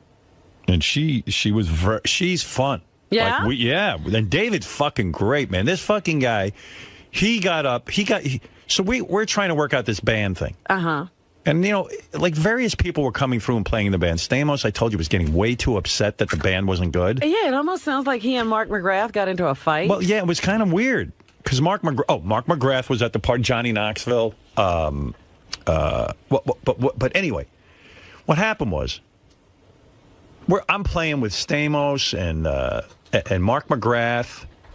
And none of us knew any songs. You never knew any songs in common. And John wasn't upset with me because John is afraid to get upset with me. Right. He's not going to yell at you. Yeah, because but he felt that I think Mark is a musician and he should know some songs. So he starts yelling that no one knows any songs and this is ridiculous. And it's ridiculous that he's the best musician there. And I go, John, that's Mark, the craziest. I go, Mark's a musician. Mark's written hit songs. He's in fucking Sugar Ray. He goes, I don't care. Really? Yeah, he's like, what is this? What is this? So we're having a band here, and it's supposed to be fun. And he didn't know any song. I go, calm the fuck down. Does John have a problem? John's crazy. Does he need a talking to? And John's dating this actress, Nikki. Yeah. Who's so hot. And I said, man, what? This is the girl. Every girl he dates is hot. I know, but I go, what's wrong with this one? He'll find something. Oh, yeah, he'll find something wrong with her. I'm like, boy, what is it like? To be looking for flaws on that girl. Yeah, I mean, there's no flaw. If you saw this girl, any guy in my audience would marry this girl without talking to her. Because you'd say, I'll put up with whatever the fuck she's got to say. And he's saying, best sex I ever had. He's announcing that? Yeah, and not a secret to her, too. And she likes it because she's like, it's John Stamos has fucked everyone. He fucked half the girls at that party at one point in his life or another. Yeah, so so we're in this room trying to there was a lot of good-looking girls there, the actresses and stuff, and they're all waiting for us to play. And I think John was getting upset because we couldn't play anything. But people didn't care. They were drinking Johnny Knoxville's moonshine. And he's only got it in what kind of It comes in a jelly jar. It's moonshine. It's illegal, I think. I don't even know. But I mean, how big a jar is it that he's got enough for everybody? Like this big, like a big peanut butter jar, like a peanut butter jar. Like a gallon jar? No, a jug. He's like a hillbilly. He is a hillbilly. He's bringing the hillbilly to Hollywood. But boy, it made a big hit. He was like the toast. Did you ever taste it? What is moonshine? I did. I tasted it. It's horrible. It tastes like something like a chemical. So if you could get good booze, right? Why would you drink moonshine? Jimmy had had beautiful Kettle One there. I go, I want to drink Kettle One. I know where that was bottled. Yeah, not this rot guy. This was made in some dirty hillbilly's fucking basement with his feet. I'm not drinking this. Don't even know how it's made, what he made it from. But everyone was drinking it. What do you make moonshine from? And then Courtney Cox and Demi Moore, two beautiful women are saying to me, come on, pussy, drink it. They're slugging it down. And I'm like, gee, well, what are they, drinking right out of the jug, or is he pouring it? Everyone's right out of the jug. Where are we? First of all, I wouldn't share a glass of water with Johnny, let alone his fucking moonshine. They're drinking his moonshine. Yeah, I don't know, man. I'm just not into it. And what, does he have to drive it back to Hollywood, or is he getting it shipped? I don't know. I don't know how it all works. Moonshine. It was good seeing him, though. Moonshine. He was there. Did he look crippled? I mean, Ashton paints a pretty sad picture. No, Johnny is killing himself with these jackass movies, and he's drinking moonshine. For the pain to dull the pain. He looks older than me at this point. Oh, my God. And that's pretty old. You don't want to look that like that. He's such a handsome guy. What's he doing to himself? Yeah, he's ruining himself. Right. And he's shoving things in his penis twice a day. He says it's getting so commonplace to shove things up his penis because he damaged his penis that he doesn't even think about it. Sometimes he jams it in too hard and it bleeds because he's not even thinking. Can he pee? I guess he can. I believe he can pee. That's the follow-up to so take your wings and fly. I believe I'm gonna pee. Yeah. So finally, I guess Mark McGrath started to sing "I'm Just Gonna Fly," which is easy to play for me. It's D and A. Those are the two chords. It's just "I'm just gonna fly." Take your wings and fly. I did backup vocals. Now Mark swears I did a good job on backup vocals, but I don't think we don't have any record of this. I'm like, take your wings and fly. Take your wings and fly. You're doing that part. And I'm like Richie Sambora and Bon Jovi. I was like, it was a lot of fun. And then David Arquette got up and played, and then was Ashton John Kutcher. happy when John Stamos No, he was not happy with anybody's playing, and he thought everybody sucked, and he was annoyed, and we should have brought professional musicians to the party so he could play. I'm telling you. He's a prima donna. Yeah. He only wants to play with Top Flight. I thought he was a fun guy. Yeah. He's a prima donna. So why can't we agree on a song? I said, because no one knows how to play a song. We don't know any songs. He goes, come on. Then he's yelling out all the Beach Boys songs. Says and then John knows all those. So John went on the keyboard and started. I didn't know he was so talented. He's playing keyboard. He can play keyboards? Yeah. Oh, he really must have been annoyed. So then I got on drums, and that was even more annoying. And Johnny Knoxville's so high on moonshine, he comes to me afterwards, he goes, I got to tell you, I didn't realize what a musician you are. I go, what? He goes, you were on drums, you were fantastic. I go, Johnny, You got to stop drinking moonshine. Right, his brain is going as well. He wasn't kidding. Oh, dear. I go, Johnny, I'm horrible. That's the first time I played drums. He goes, oh, I wish I could do that. Oh, my God. You can. Yeah, I said anyone can. Anyway, so that was the party. And that's my Hollywood story. And then we came home. Now I'm here. Now I'll go back to staring at the wall. And, I'm here again for, to fuck around. Hey, Jimmy, got some story from this weekend, maybe? Yeah, we had a good time this weekend. It was a lot of fun. I think Howard covered most of it yesterday, but I have some insight that perhaps he missed. Looking forward to it. Thank you. Lisa G is here. She's from the Howard 100 Newsroom. Glassberg takes shits at work. Well, you started to talk about it early this morning. Ronnie Mund has confirmed it, telling Howard 100 News that Benji Bronk is up to his old tricks again, running into the studio just moments before the Stern Show starts. Didn't I say I was going to fire you if you did that, Benj? I mean, why are you pushing me? I like you. Why can't you just do this one thing and be here on time? Hello? Hey. Talk to me. I'm serious. Why can't you just fucking walk in on time? I'm asking you. It's a distraction every time you walk in late. I mean, come on. You're making me look like a shit because I said I'd fire you. Now, if I don't fire you, everyone's going to lose respect for me around here. Hello? Talk to me. Why can't you get in on time? I'm being serious. I think I usually am. 98%. Yeah, I need you 100% of the time. You're right. I'm here on time. You need to be here on time. That's right. I mean, you're right. What can I say if I do something wrong? And like I said, I'd make you right in the back room, and you won't be in the studio anymore. I don't want to do all that. Just fucking stop pushing me, man. You're making me look bad in front of the staff. Do you get it now? Yes, I do. So now everyone's going to say whatever Howard says he doesn't make good on. You're making me look shitty. You're making me look like an asshole. I said, Benji, I'm going to fire you if you can't get in the door on time. And now I got to fire you, fucking ass, because I don't even want to fire you. I like you. I enjoy seeing you. Can you just do me this goddamn favor and show up for your job on time? Yes. Okay. Because you told me that before. Just do it. I don't give a fuck. Set 50 alarm clock. Robin's here on time every goddamn night. Every day or whatever day this is. What is something changing? Does that happen? Is something different? I don't care. I understand. I'm just That's his wondering problem. if there's something in his life. Go that to changed. bed. He's got a kid or something. I don't know. Come on, you're going to force me to fire you. I like your work. Just show up on time. You're making me look bad. Maybe I'm the asshole for saying I have to fire you if you don't show up on time. Maybe I shouldn't have backed myself into a corner, but I've backed myself in a corner, so help me out here so I don't have to fire you. Because you know what? I'm not going to lose my credibility over this. I have to fire you on principle. Please show up on time. Can you do that? Yes. All right. What's going on that you can't be here on time? Did something happen? Was Robin right that something's different? Is something different? Hello? Who am I talking to? The goddamn wall? I'm thinking. What you're thinking? Forget it then, Benji. If and nothing's happening? Know. You know what he's thinking? He's thinking of a funny comeback. No, it wasn't. Yeah, okay. So why can't you get here on time? What's the new excuse? Well, listen, What? Is something new? No. Then what's happened? Like, why were you late today? I fell asleep. As I was getting ready, I was just like, I did a stupid thing of laying back down. Oh. Which is Set a second alarm, man. That's what I do. I worry about that, too. But you get to the wrap-up show every day on time. Don't go on the wrap-up show anymore. Okay. Go home and go to bed. Okay. Who needs you there? He's like a Buddha.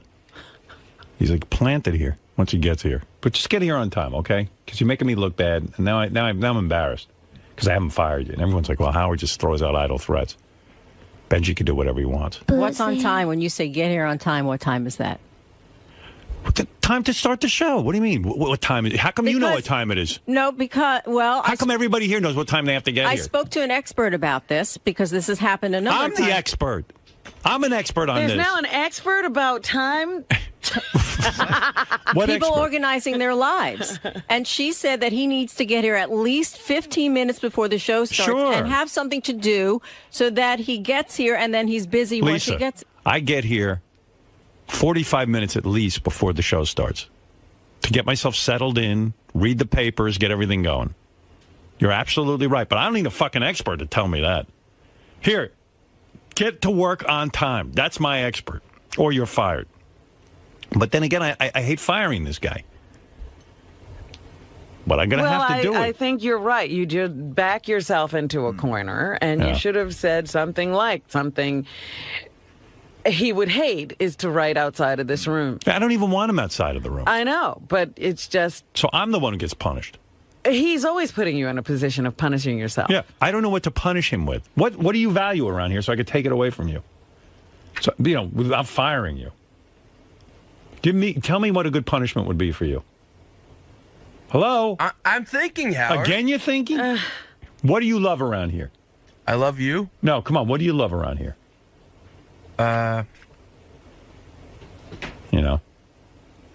Is there something you love to do? Do you love being on the wrap-up show? Should I take that away from you? Yeah, one of my favorite things is definitely being on the wrap-up show. Is it, though? Yeah. Is that really something? So should I take that away from you? Well, I wouldn't want you to. All right. So, if you're late, I'm going to take that away from you. Okay?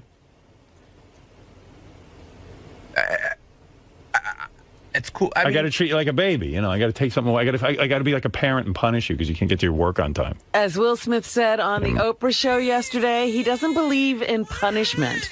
He believes in freedom. Will Smith. He believes in freedom? Yes, let him work here for a week. Let him be Benji's boss for a week. If you show that you can't handle your freedom, then there will be consequences. I love... Look, I'm no Will Smith, but here's something. I know what you love. I love talking to Robin in the hall. Do you love that Howard TV pays? Do you love that Howard TV pays for your breakfast? Do you like that? Do I like? Yeah, sure. You like it? Okay. So if next time you're late, that stops. Okay. All right. You got to get your own breakfast. Okay. Okay.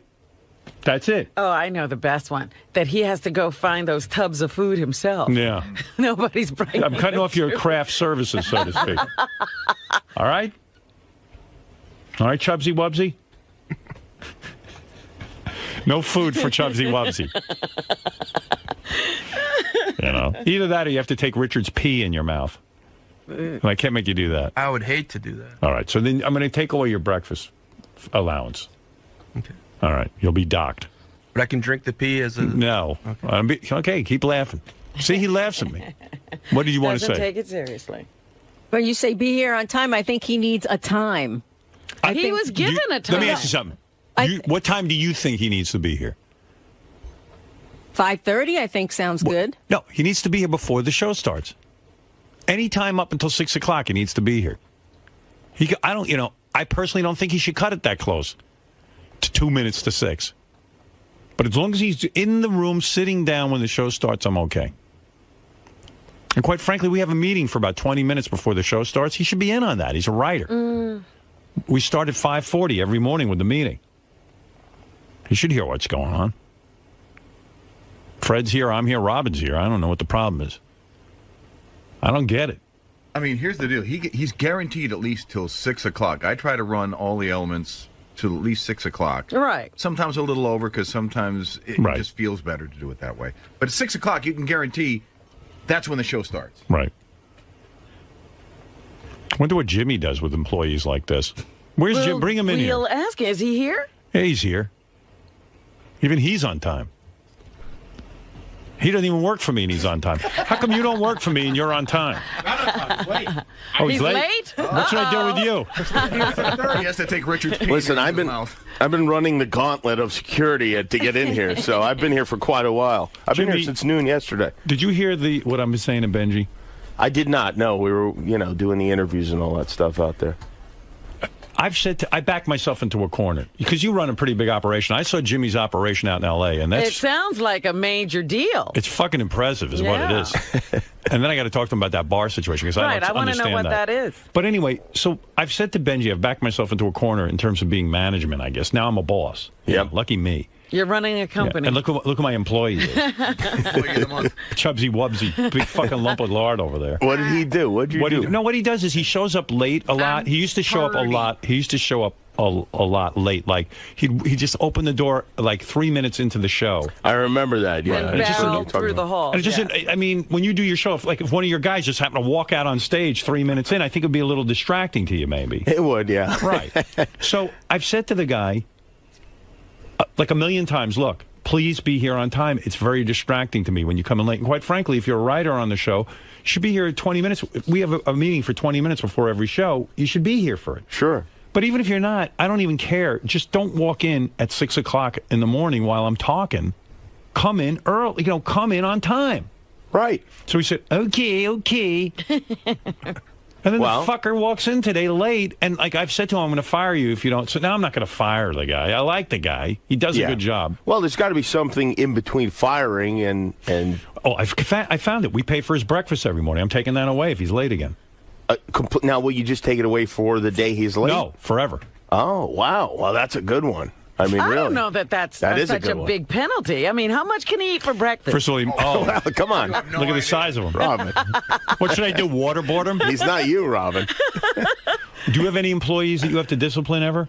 Yeah, I do. Well, for me, it's a bigger problem because I do not command the authority or respect that you do. I don't. That's the thing. Nobody respects me around here. The comparison, though. I mean, people will... It's for me. I've hired a lot of family members. I have friends from my block. I was backstage Vegas. at Jimmy's show. The first person that comes up is this woman, lovely woman. She's Jimmy's cousin. Right. You're My kidding. cousin Mickey, yeah. Your cousin Mickey. Wow. And she's nice, and she's the one who's like producing Beth's segment. Then I see cousin Sal. Uh-huh. And cousin Sal is a writer on Jimmy's show who's, he's actually come to my house and stuff. But he's there, he's working.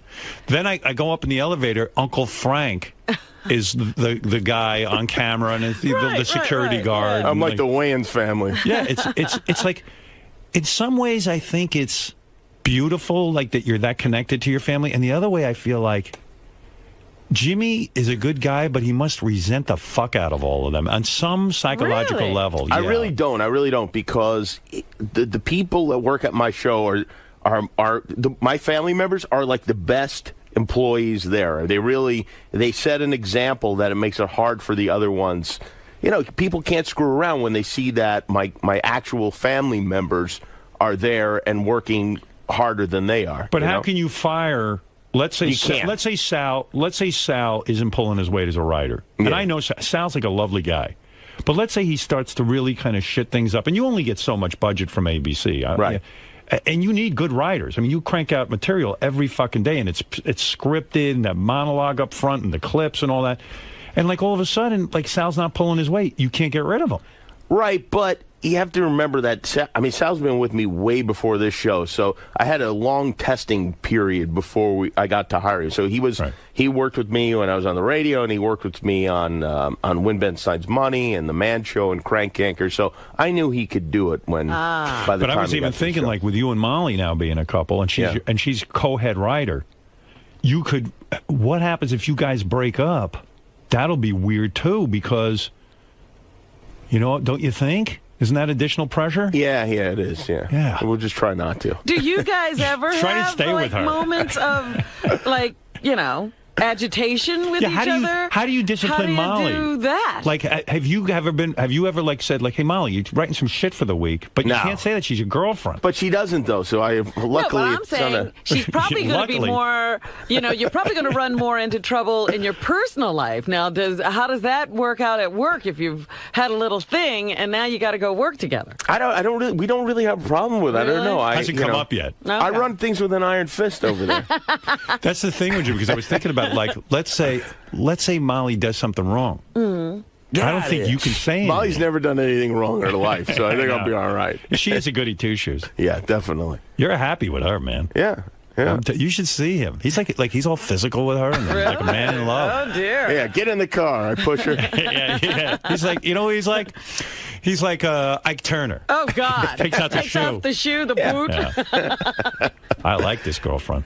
Good. I'm glad. Well, I like your wife as well. Beth is lovely, and you guys email each other a lot. It sounds like you two are friends. I think they're more than friends. I think they're going out. Oh really? Well, it's Beth's every minute. I love Jimmy. I love Jimmy. I love Jimmy. I go, You love Jimmy too fucking much. Maybe I ought to look in on this.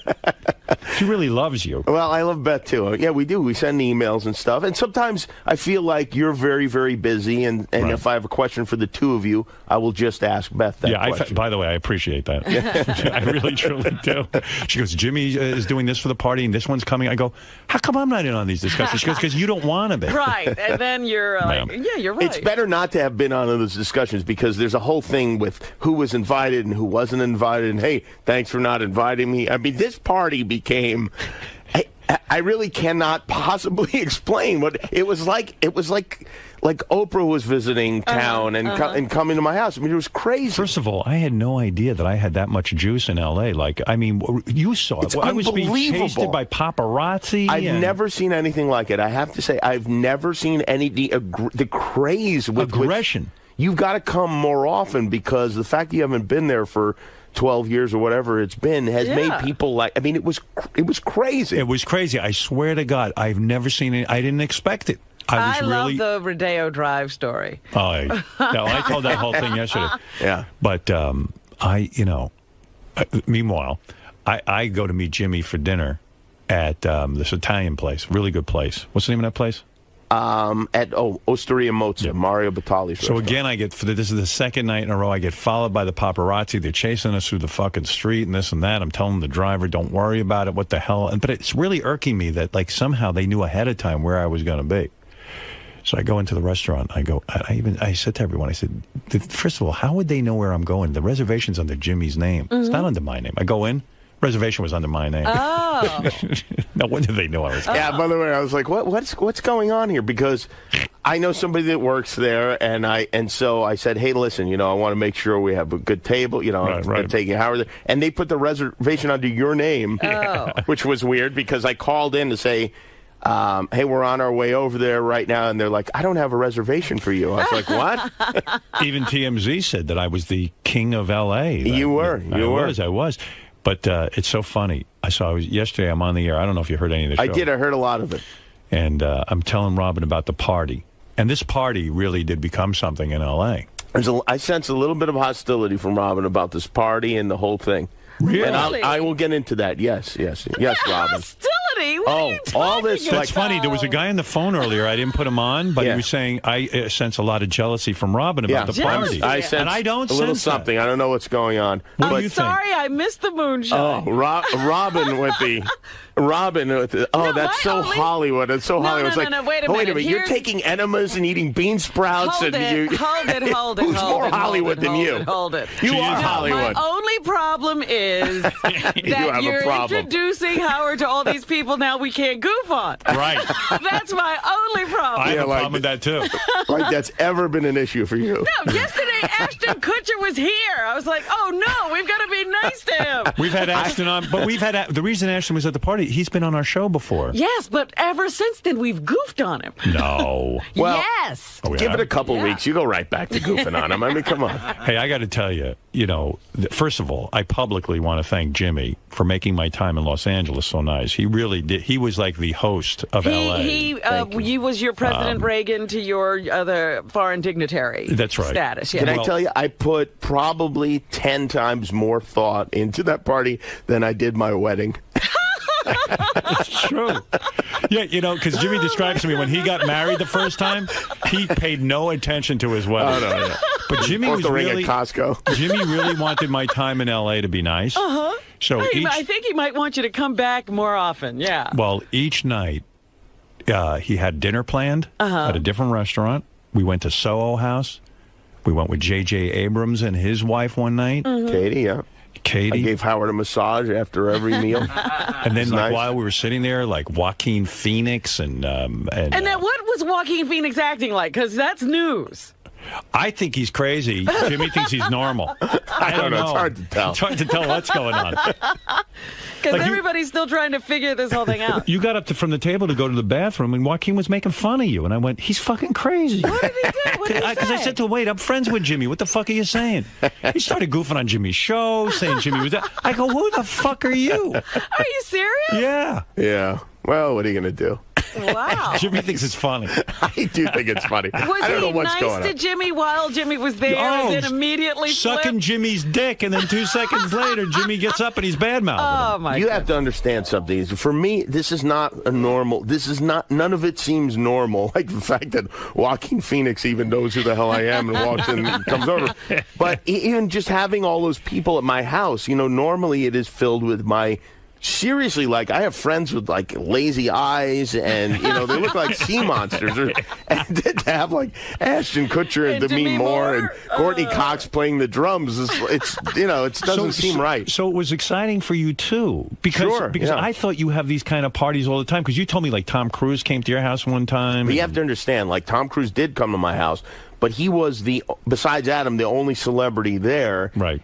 Amongst all my, every once in a while, some one person comes. I've never had anything descend upon me like that. See, I was under the impression that you've done this before. No. Well, wait a minute. How did all those people get there? I mean, most of these people are, because I said to Howard, I know you're coming to L.A., you have limited time. If there are people that you want to see. It started out small. Jimmy said to me, I'd like to do a small dinner party. Jimmy was going to cook dinner. Right. And he said, hey, I'm going to have a small dinner party.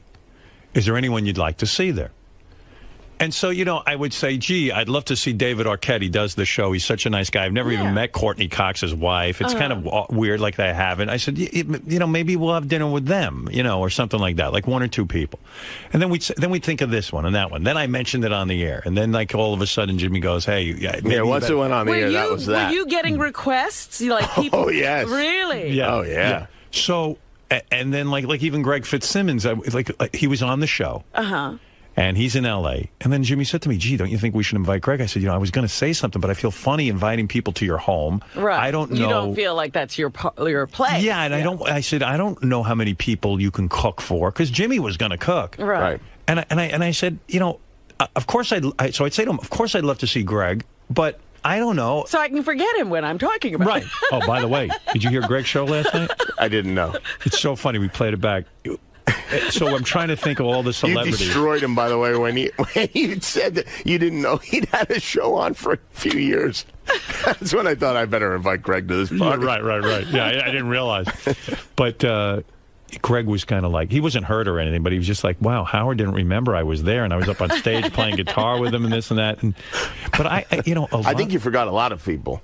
It's okay, though. Did I forget a lot of people? Sounds like it sounds like you could have cooked from Howard's Greg's list. very forgettable, though. That's the thing. I mean, yeah. Oh. It's good to be in show business. Can I mention something real quick? Because I want to apologize for Fred, because I feel very badly. This is a great story. Now, Greg had me on the show, and Greg's a pain in the ass with these questions that he asks. You feel like you have to answer, but he's like, rank who you like best of Howard, Robin, and Fred, first to last. So I go, all right, well, Howard and I are pretty tight. So Howard's first, and then I'm trying to think of all right, who am I going to go with between Robin or Fred? I say, you know what, Fred has said a couple of things about me on the air that haven't exactly been accurate. Fred, I don't know if you're back there hearing, but I'm listening. But I love Fred. But forced to rank the three of you, that's where it came up, and then it became like I was insulting Fred. But you said about Fred, and I thought it was very astute. Greg said, well, why do you like Robin better than Fred? And you said, well, Fred acts like he's some sort of genius and like he knows. He's unimpeachable. I didn't say that, but what I did say, and I think this is more your fault than Fred's fault. Whenever there's a lull in the conversation, you guys, I don't know, you turn to Fred, and then Fred will answer you, whatever the issue is. Right. I'll answer to the best of my ability. Doesn't anyone in this room have a computer? I mean, isn't there a Google search of any kind in here? Sure. So, in other words, you feel that we accept whatever Fred says as gospel, and Fred isn't that intelligent. In other words, it's not a matter of intelligence. You said that Fred he was is very inaccurate, and nobody will challenge him. Right. So now Fred has become like By your the way, enemy. in case anybody is interested, it's not a B minor chord in Hey Jude, it's B flat. See, there you go. There you go. But now, Just after letting you know. listening to the show yesterday, Fred has risen above Robin, and Robin is back into the third place. There you go. Sorry, Robin. Right. Because and sorry, of Fred. my, what? Yeah, what are you sensing about Robin about this Hollywood I don't party? know what's going on. I really don't. I don't know what is going on. I feel like. You think she's jealous that I was at your party? I think I'm going to have to throw Robin a huge party when she comes to L.A. now to try to even this out. Look, I feel Robin was happy for me that you were throwing this party for me. I wanted him to go and actually enjoy a trip. Yeah. That was my paramount desire. Oh, and it sounds come on now. like You would, but it would have been really. funnier if he had a horrible time, wouldn't it have? No, because he's so miserable, Jimmy. I'm telling you, I feel for him. I had a, Jimmy took pictures of this party that he threw, and again, Jimmy sent me a picture, and he's a funny guy. He labels it the Jonas Brothers, and as I said, at Jimmy's house, he had this band room set up, right. And now everyone I know who was at the party is now setting up a band room. They were very inspired. Everyone's going to have one. And Jimmy sent me a picture of me, Ashton Kutcher, and David Arquette on stage. And David Arquette's very handsome, and so is Ashton Kutcher. And I wrote back to Jimmy. I said, "Good Lord, I look horrible." And he said, "Well, even George Clooney would look horrible standing next to those two guys." But really, I had such a good feeling about how I looked that night until I saw these pictures. You were feeling confident? Jimmy's girlfriend Molly took lots of pictures, and I'm going to pay her to destroy them because I looked at myself playing. First of all, the guitar you have, the strap was like a ukulele. As I told you, I don't know how to play any of those instruments I own. I don't even know why I have them. It's funny because you really don't play anything except harmonica. This is the first. I don't even play that. Just everyone seems to think because you own one, you play it. But I was just really breathing into the harmonica. I don't know how to play the thing. Right. But everyone, it's funny because I've been trying to get people to go into this band room and jam. This is the idea, Well, the second you showed it to me, I knew we'd use it. I wanted it to be like a Jackie Martling style party without the garbage can full of clams, There you go. And finally, people went in there. But it was really weird because I kind of missed the Stamos-McGrath battle, whatever was going that's on. another thing. Apparently that didn't happen. Greg had McGrath on, right? I don't know about that. How do you know what happened? Did Mark say there was nothing between them? Mark went on the show, Greg Fitzsimmons show. Right. He said, I don't know what Howard's talking about. Because I had said that Stamos was really angry. Oh, really? That no one knew any songs, and McGrath should know what songs to do. And they really got into it. And according to what Mark McGrath said on the Greg Fitzsimmons show, that after the party, not only was Stamos great with him, Stamos has invited Mark McGrath to his party at his house next weekend where the Beach Boys will be, and they're all going to jam together. So maybe I had it wrong, but you It sounds like a preemptive strike from Camp Stamos. Right. Because what was your take on all of that? Well, I got the impression, and I think it was supported by an email I got from Mark, that there was something going on, although I missed it completely. Yeah, I was kind of high, but I thought Mark was saying that Stamos was throwing attitude toward him. I thought so, too. I think that's what everyone was saying. Is poor John Stamos just misunderstood? I don't know what John expected. I kept saying to John, listen, as this is over music, I'm screaming, John, just play any song you know, and everyone will follow around with it. And he would not do that. Now, here was the problem. No one knew any words to sing. We didn't need the words. That was the least of our problems. No one knew how to play any of the instruments. I played Louie Louie. Yeah. I played I Just Want to Fly with Mark McGrath. Yeah. I was right That in was there. the only one we really had together. At one point, I threw my guitar down. I said, I can't work with this fucking band anymore. I was like a prima donna. But even Greg said, how cool is it? Like, we were up there jamming, and then you look over, and Demi Moore and Courtney Cox, and like... Let me tell you, if there was video of that, thank God. And let's say you were not involved in that, and you saw a video of that, you never stop goofing on it. Right. It was so goofable. Look at these assholes playing these instruments. But it's a party, and everyone's drinking. Now you understand my dilemma. I know. I think you'll be all right. I think you can get right back to it. Robin would have loved it. You know what? I felt like I was part of Hollywood legend. You know, Absolutely. I used to read about like Bogey and Bacall would have over Sinatra, and Sinatra would bring. Well, that's what I said. It's like We had John Stamos. I remember Carrie Fisher would write those books about growing up with Debbie Reynolds. Right. And this was Debbie Reynolds' house. You know, she'd just invite people over because she wanted to sing. Right. You know, and so she, as soon as she'd get a crowd together, she'd get the guy to play the piano and she'd start singing. Jimmy gave me a tour of his house before the party. And he shows me this music room. And he says, I don't know why I built it. He says, no one's ever used it, ever. Now it's legend. My son uses it. That's it. Right. Yeah. So I said to him, listen, everyone's going in there tonight. This is fun. Yeah, it's a legend I was now. happy I mean, this is going to happen at your house every week now. Johnny Knoxville walks in with this fucking moonshine. in a Which jelly I still jar. can't get over. And he's twisting off the cap and sipping it. And before I knew, I didn't expect that like Courtney Cox or Demi Moore or like Ben Stiller. Ben Stiller drank moonshine? I don't know if he did, but like I didn't expect them to. I would think you'd look at Johnny Knoxville and go, "There's no way I'm drinking anything that came out of some basement that he knows from a cousin in Right, Louisiana." I would expect the circle around him Right. to get larger as people moved away. No, people loved out of the same mason jar as if it was communion at mass. There's Everyone no was- cups in your house. There were cups, but it seemed inappropriate to use the cups. I was disgusted by Beth even. I said to her, she goes to me, Beth hit a lot of moonshine. I go, I wouldn't even drink it. And I said, did you drink any of that? No, I didn't. I've had it with him before, and I learned not to ever drink it. Yeah, well, like Beth had a lot of it, and she says to me when we're home, do you think it's bad that I was drinking out of that jelly jar, with everyone? And I go, of course. No germs could possibly survive in that. That's in what that she moonshine. said. It's not the germs you worry about. As Fred said, who made the stuff? Exactly. What do they know? Under what conditions? Fred, don't worry. It was Johnny Knoxville's relatives. Yeah. Oh, yeah. They're And you know how stable Johnny is. It's no problem. Don't worry. These are very, very close relatives of Johnny. I think a lot of people in Hollywood are jealous that they weren't at this party. Because they might be, yeah. They might be. Now, every email I read, they said this is the best party they've ever been to. Now you've thrown a legendary party at your Now house. you've got to live up to that. You can never come back. No. Don't ever have another party. I probably won't. I was kind of happy, too, that, because Jimmy describes to me that he's very open about his home. Every, Sunday during football season, he has the guys over to watch.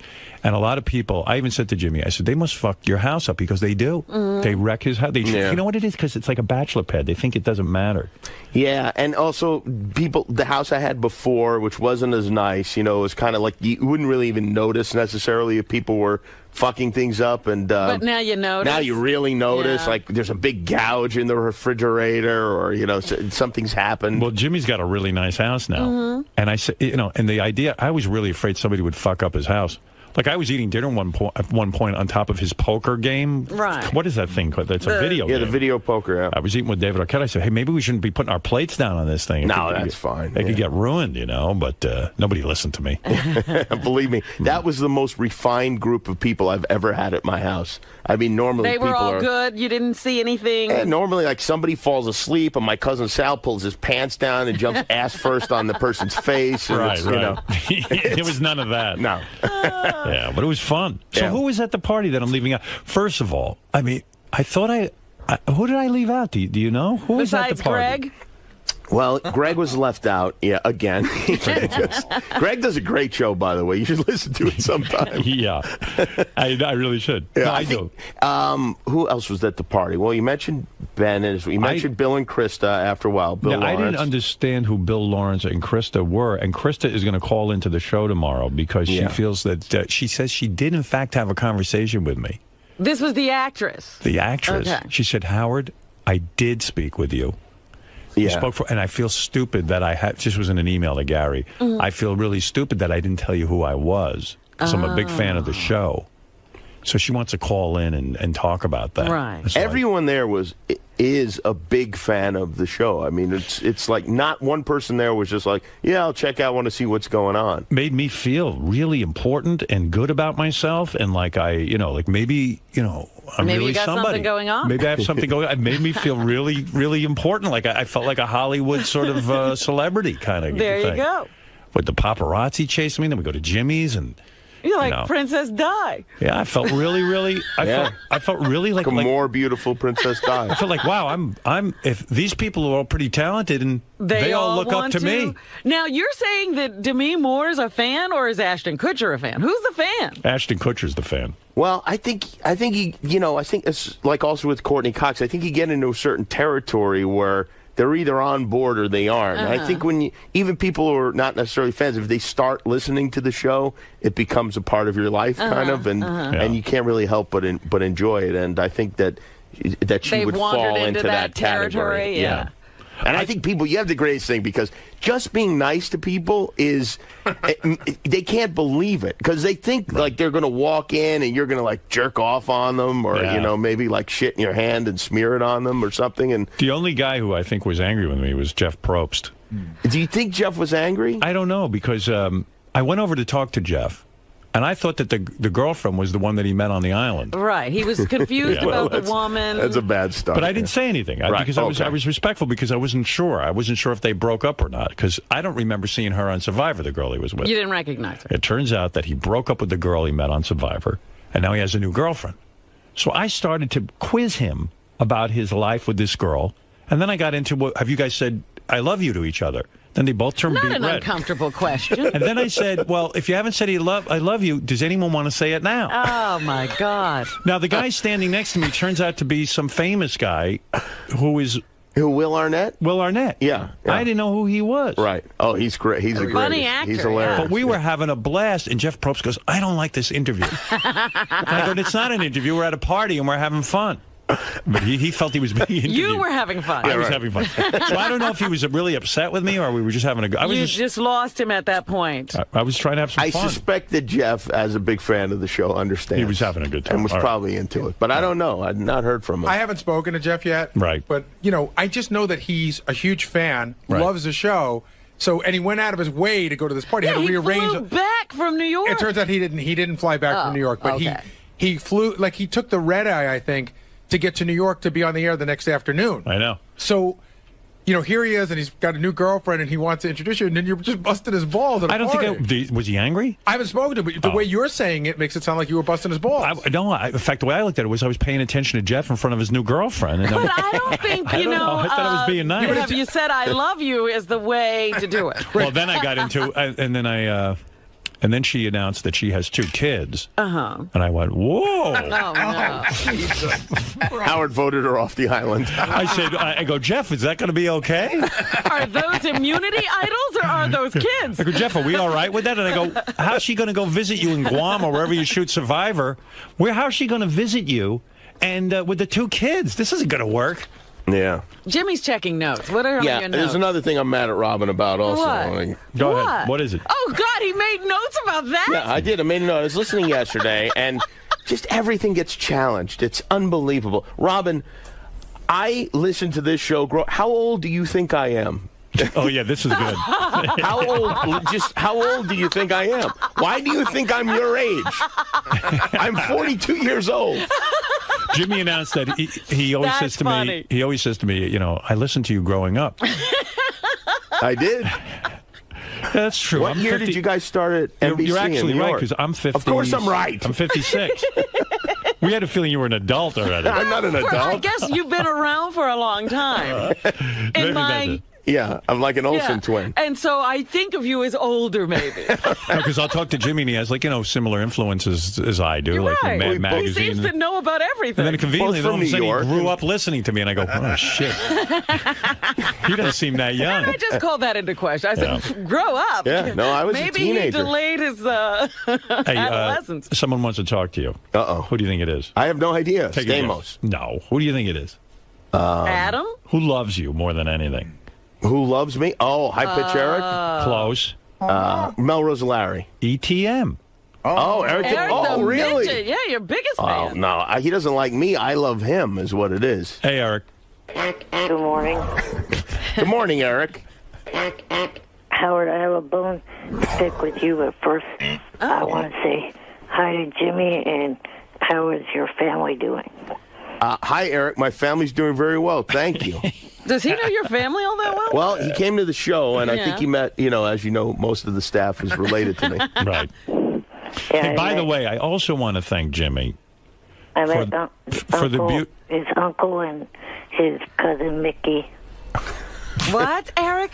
I said, Howard, I have bad news for you. When Eric came to the show, people were more excited that he was there than when you were there. I had a feeling. I'd be excited, too. What is it?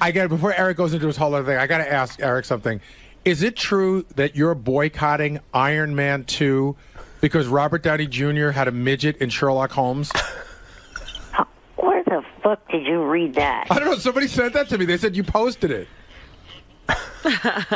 Probably one of those idiotic imposter sites posted it, not me. Spice Boy on the Bubba Show yesterday said the funniest thing I've ever heard. He was talking about how, he was talking about how somebody's always happy when they come in the room because you know what it's like? It's like when a midget comes in the room. Everybody suddenly has a good time. I don't know.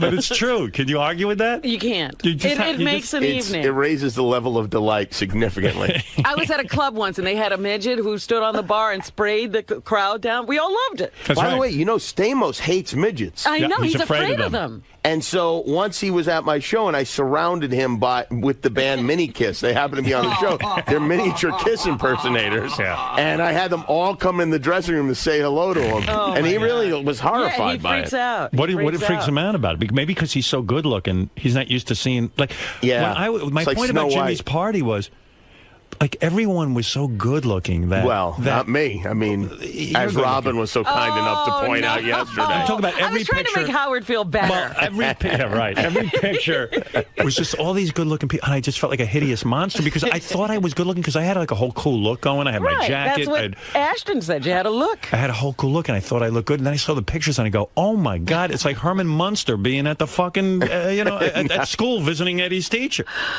It was crazy.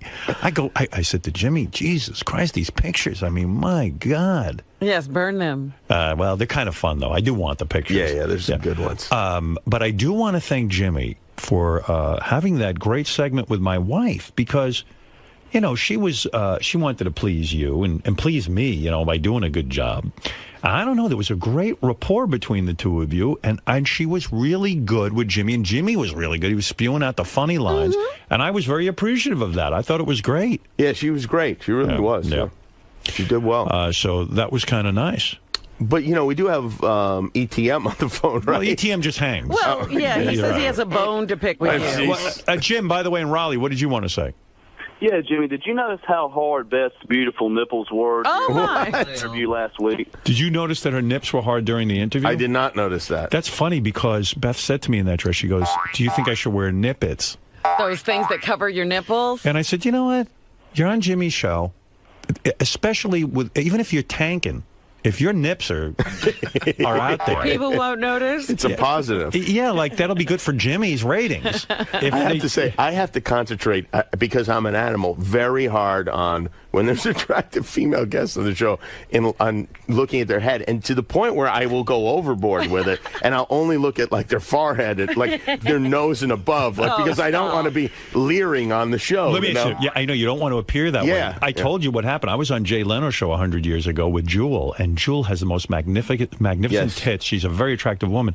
She started yelling as soon as we got off at James Carvel about how she goes, stop staring at my fucking tits, asshole.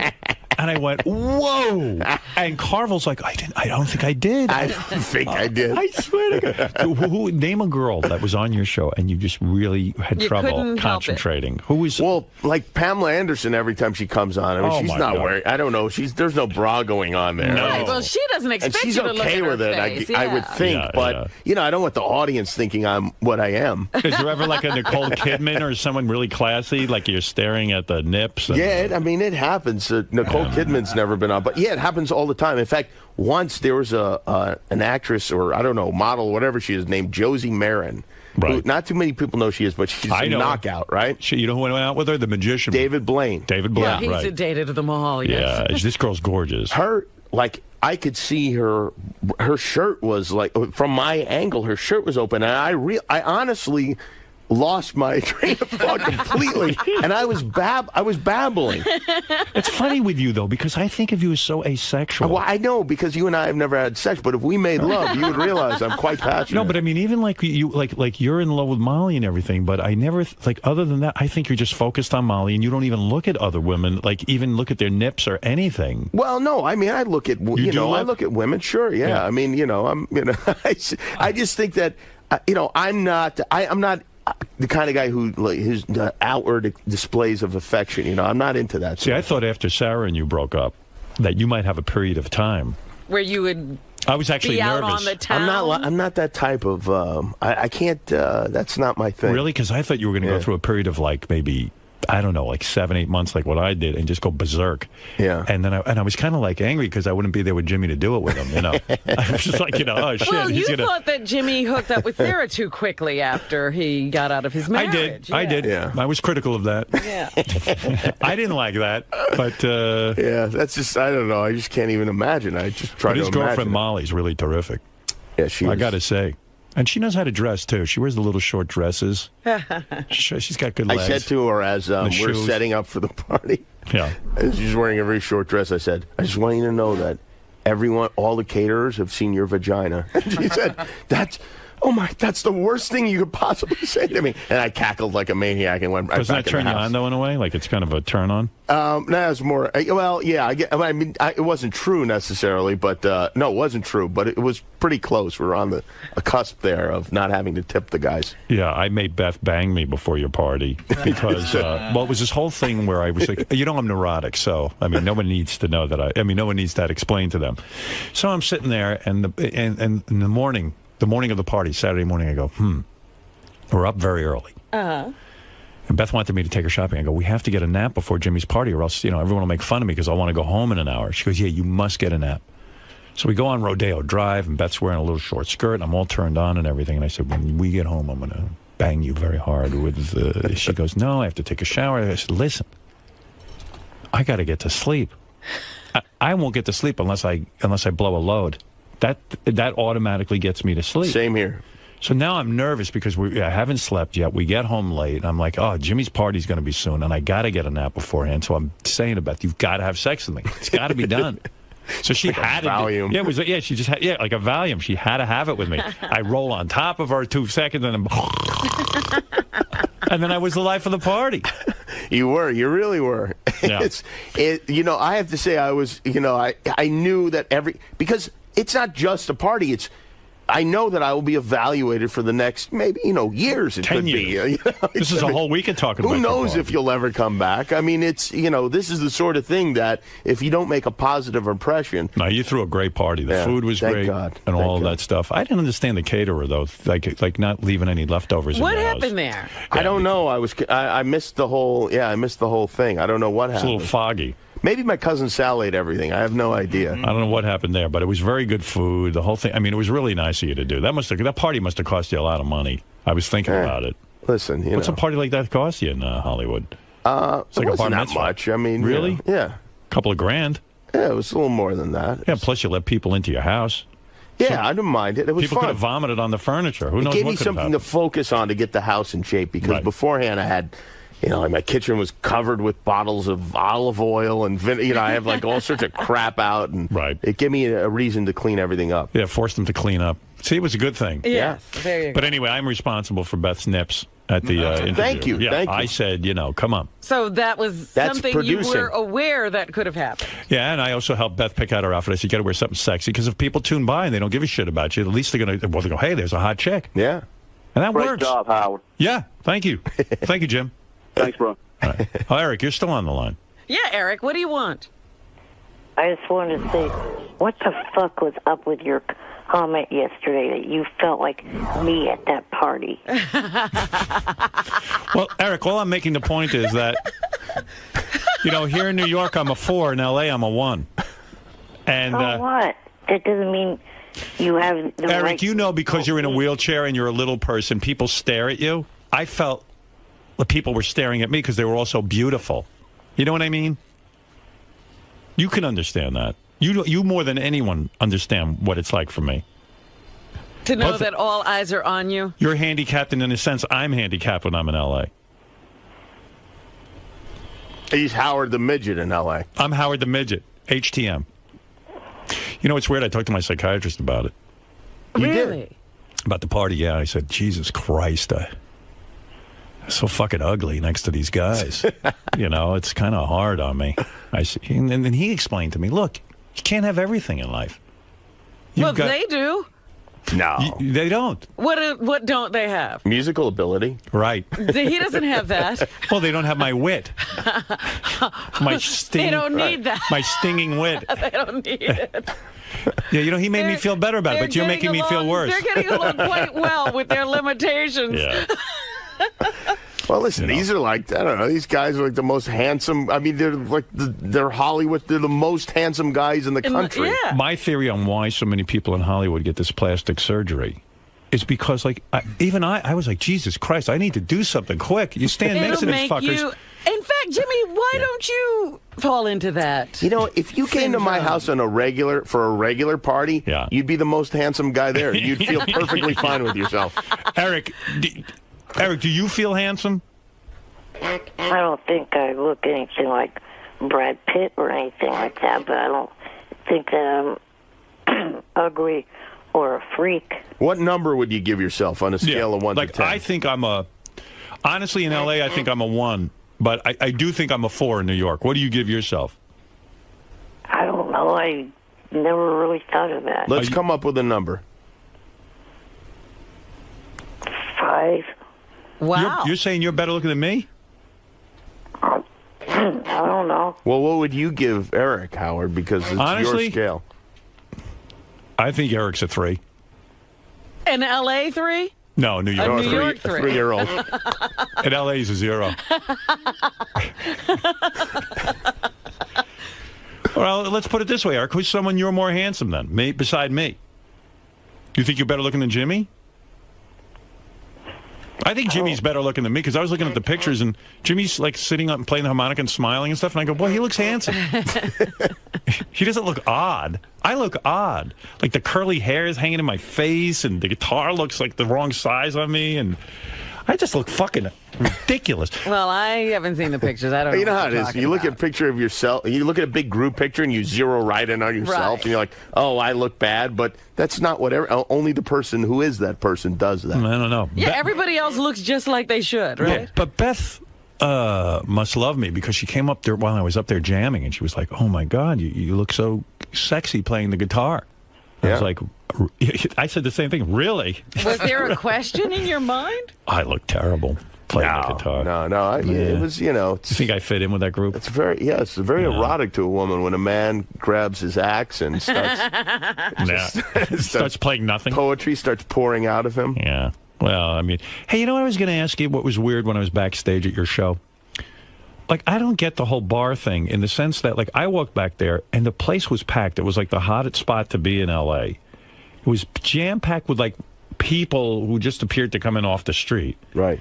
But I don't see how that helps the show. Like, it seems to me that it's just mass chaos back there. But you like that vibe. You know whose brainchild that was? He's actually in the green room. Is Daniel Kellison, our original executive producer. Well, that would make sense. Who decided that he wanted to be drunk as much as possible at work. It was a lot of thought was put into it, because when we first started the show, we knew that we were going to have trouble getting guests because it's a new show. Right. So we thought, well, if we have a place that the guests have fun and the publicists have fun, then people will want to just come back. It won't be as, because it's a drag going to these things. You know, you have to sit there and whatever. Yeah, so we decided to make it a little more fun, and that just become the thing that we do. Yeah, it's kind of cool, because as soon as I got there, so that's who those people are. They're the publicists. And okay. Friends of the band, and I'm sure there were a lot of people that just wanted to have a look at Howard. How hard is it to get backstage and get into that bar? Because it seemed to me there was a lot of riffraff. You have to know somebody that's on the show that night. Or do you have a staff person who's completely in charge of that list and like make sure that you got to be heavily carded before you get in there and all that? Supposedly, yes, but it's a little bit lax. Yes. It's not the White House. But it is a cool vibe, because as soon as you get there, they start loading you up with alcohol. Right away, Jimmy's cousin says to me, she goes, what do you want to drink? And I'm like, not a bad. This is cocktail hour. Mm-hmm. You're absolutely right. It is time to start drinking. And I start, We tape so late in the day too, compared to the other shows. We tape at 7 to 8, and the other ones do 5:30. So it was way it's cool. Time to get drunk. Hey, Eric, I gotta go. Eric came to the green room. He was a big hit in the green room. Was he drinking? Eric, were you drinking? No, I don't drink. He was the center of attention, though. Everyone was gathered around him, including myself. Yeah. And he was a delight, I have to say. How come you don't drink? I just never liked to drink. You know what? Last year, hookers. Maybe this year, drink. You wouldn't do bad with a glass of wine. Do you guys hear about Sarah Silverman's show being canceled? Oh. I think we might have heard about that. Jimmy, you probably didn't know that. Did you know that Sarah's show got canceled? I did see that, yeah. Yeah. Yeah. Is that because she doesn't go out with you anymore, or bad things going to happen to her? It's ETMZ that is reporting for us right now. This is kind of weird to say in front of Jimmy, but Jimmy had it canceled. Yeah. He's starting to become very powerful in show business since the party. Did you see that party? Yeah. I'm having all copies of her book destroyed as well. Yeah. Have you run into her since you guys broke up? We did. We ran into each other at an Academy Awards party briefly. It was very awkward. I was with Molly. And was she with the new boyfriend? With her boyfriend, Alec. And do you guys still make out just out of habit? Like if you see her? No. No. Was it weird? It was weird, and we talked for about, we had it was crazy. We were coming in just as they were leaving, and had it been one more minute, we would have missed each other. But as we walked in, we made chit-chat for about 60 seconds, and then I said, all right, we're going to go stand over there. Why is it awkward, actually? Why is it awkward? Well, I mean, it's... Fred. It's awkward. Well, I mean, it's awkward because, you used to see this person every single day, and then you haven't seen them at all, and then you don't have the normal reaction that when you see somebody for the first time after a long time, it's like, oh, go ahead, how you been? It's like, ooh, wow, you're with another person, for both of us. Do you high-five her boyfriend because you both gotten her? Oh, no, we did not. You didn't high-five? I don't high-five a lot in general. So it's weird then, you're saying, now when you see her. Yeah. Yeah. Of course. Yeah. Of course, it's odd. Yeah. Do you think you'll ever be, because we were talking to Ashton about this yesterday. He had Bruce Willis at his wedding. He was at Bruce's wedding. Yeah. They're just pals. Yeah. I would like to be friends with Bruce Willis, yeah. No, I meant Jimmy will have Bruce Willis to his wedding. But Sarah, no, we're friendly. We email and stuff. Yeah, but, it's still, it's odd. It's uncomfortable. Because I said to Sarah when she was in here, I said to her, "Are you going on Jimmy's show to promote your new book?" And she was kind of like, "I don't think so, no." But you wouldn't have had her on, right? Well, it's it just like our first conversation should not be on television. That's just kind of I don't know. It's like get anecdotes about the book. Hey, remember when we used to go out? Yeah, it is kind of weird. Yeah, it is. But she's making it like everything's hunky-dory with you guys. It is. It is. It's fine. Yeah, it's cool. Mm-hmm. Everything's cool. Yeah, it is. Something tells me that's bullshit. No, I told you privately that's not bullshit. I didn't? No. Oh, I thought I did. I don't know. You know what? Even after I had that private conversation with you, I'm talking about even just recently, I still don't really. I said to Beth, it's so frustrating because I'm not asking Jimmy the right questions. I still what don't do you know. want to know? I don't want to put him on the spot, but I don't know. There's something. There is some sort of weird thing. It's probably too complicated. Yeah. If I'm stepping over my boundaries, you tell me. Great. Okay. You guys, you broke up with her first.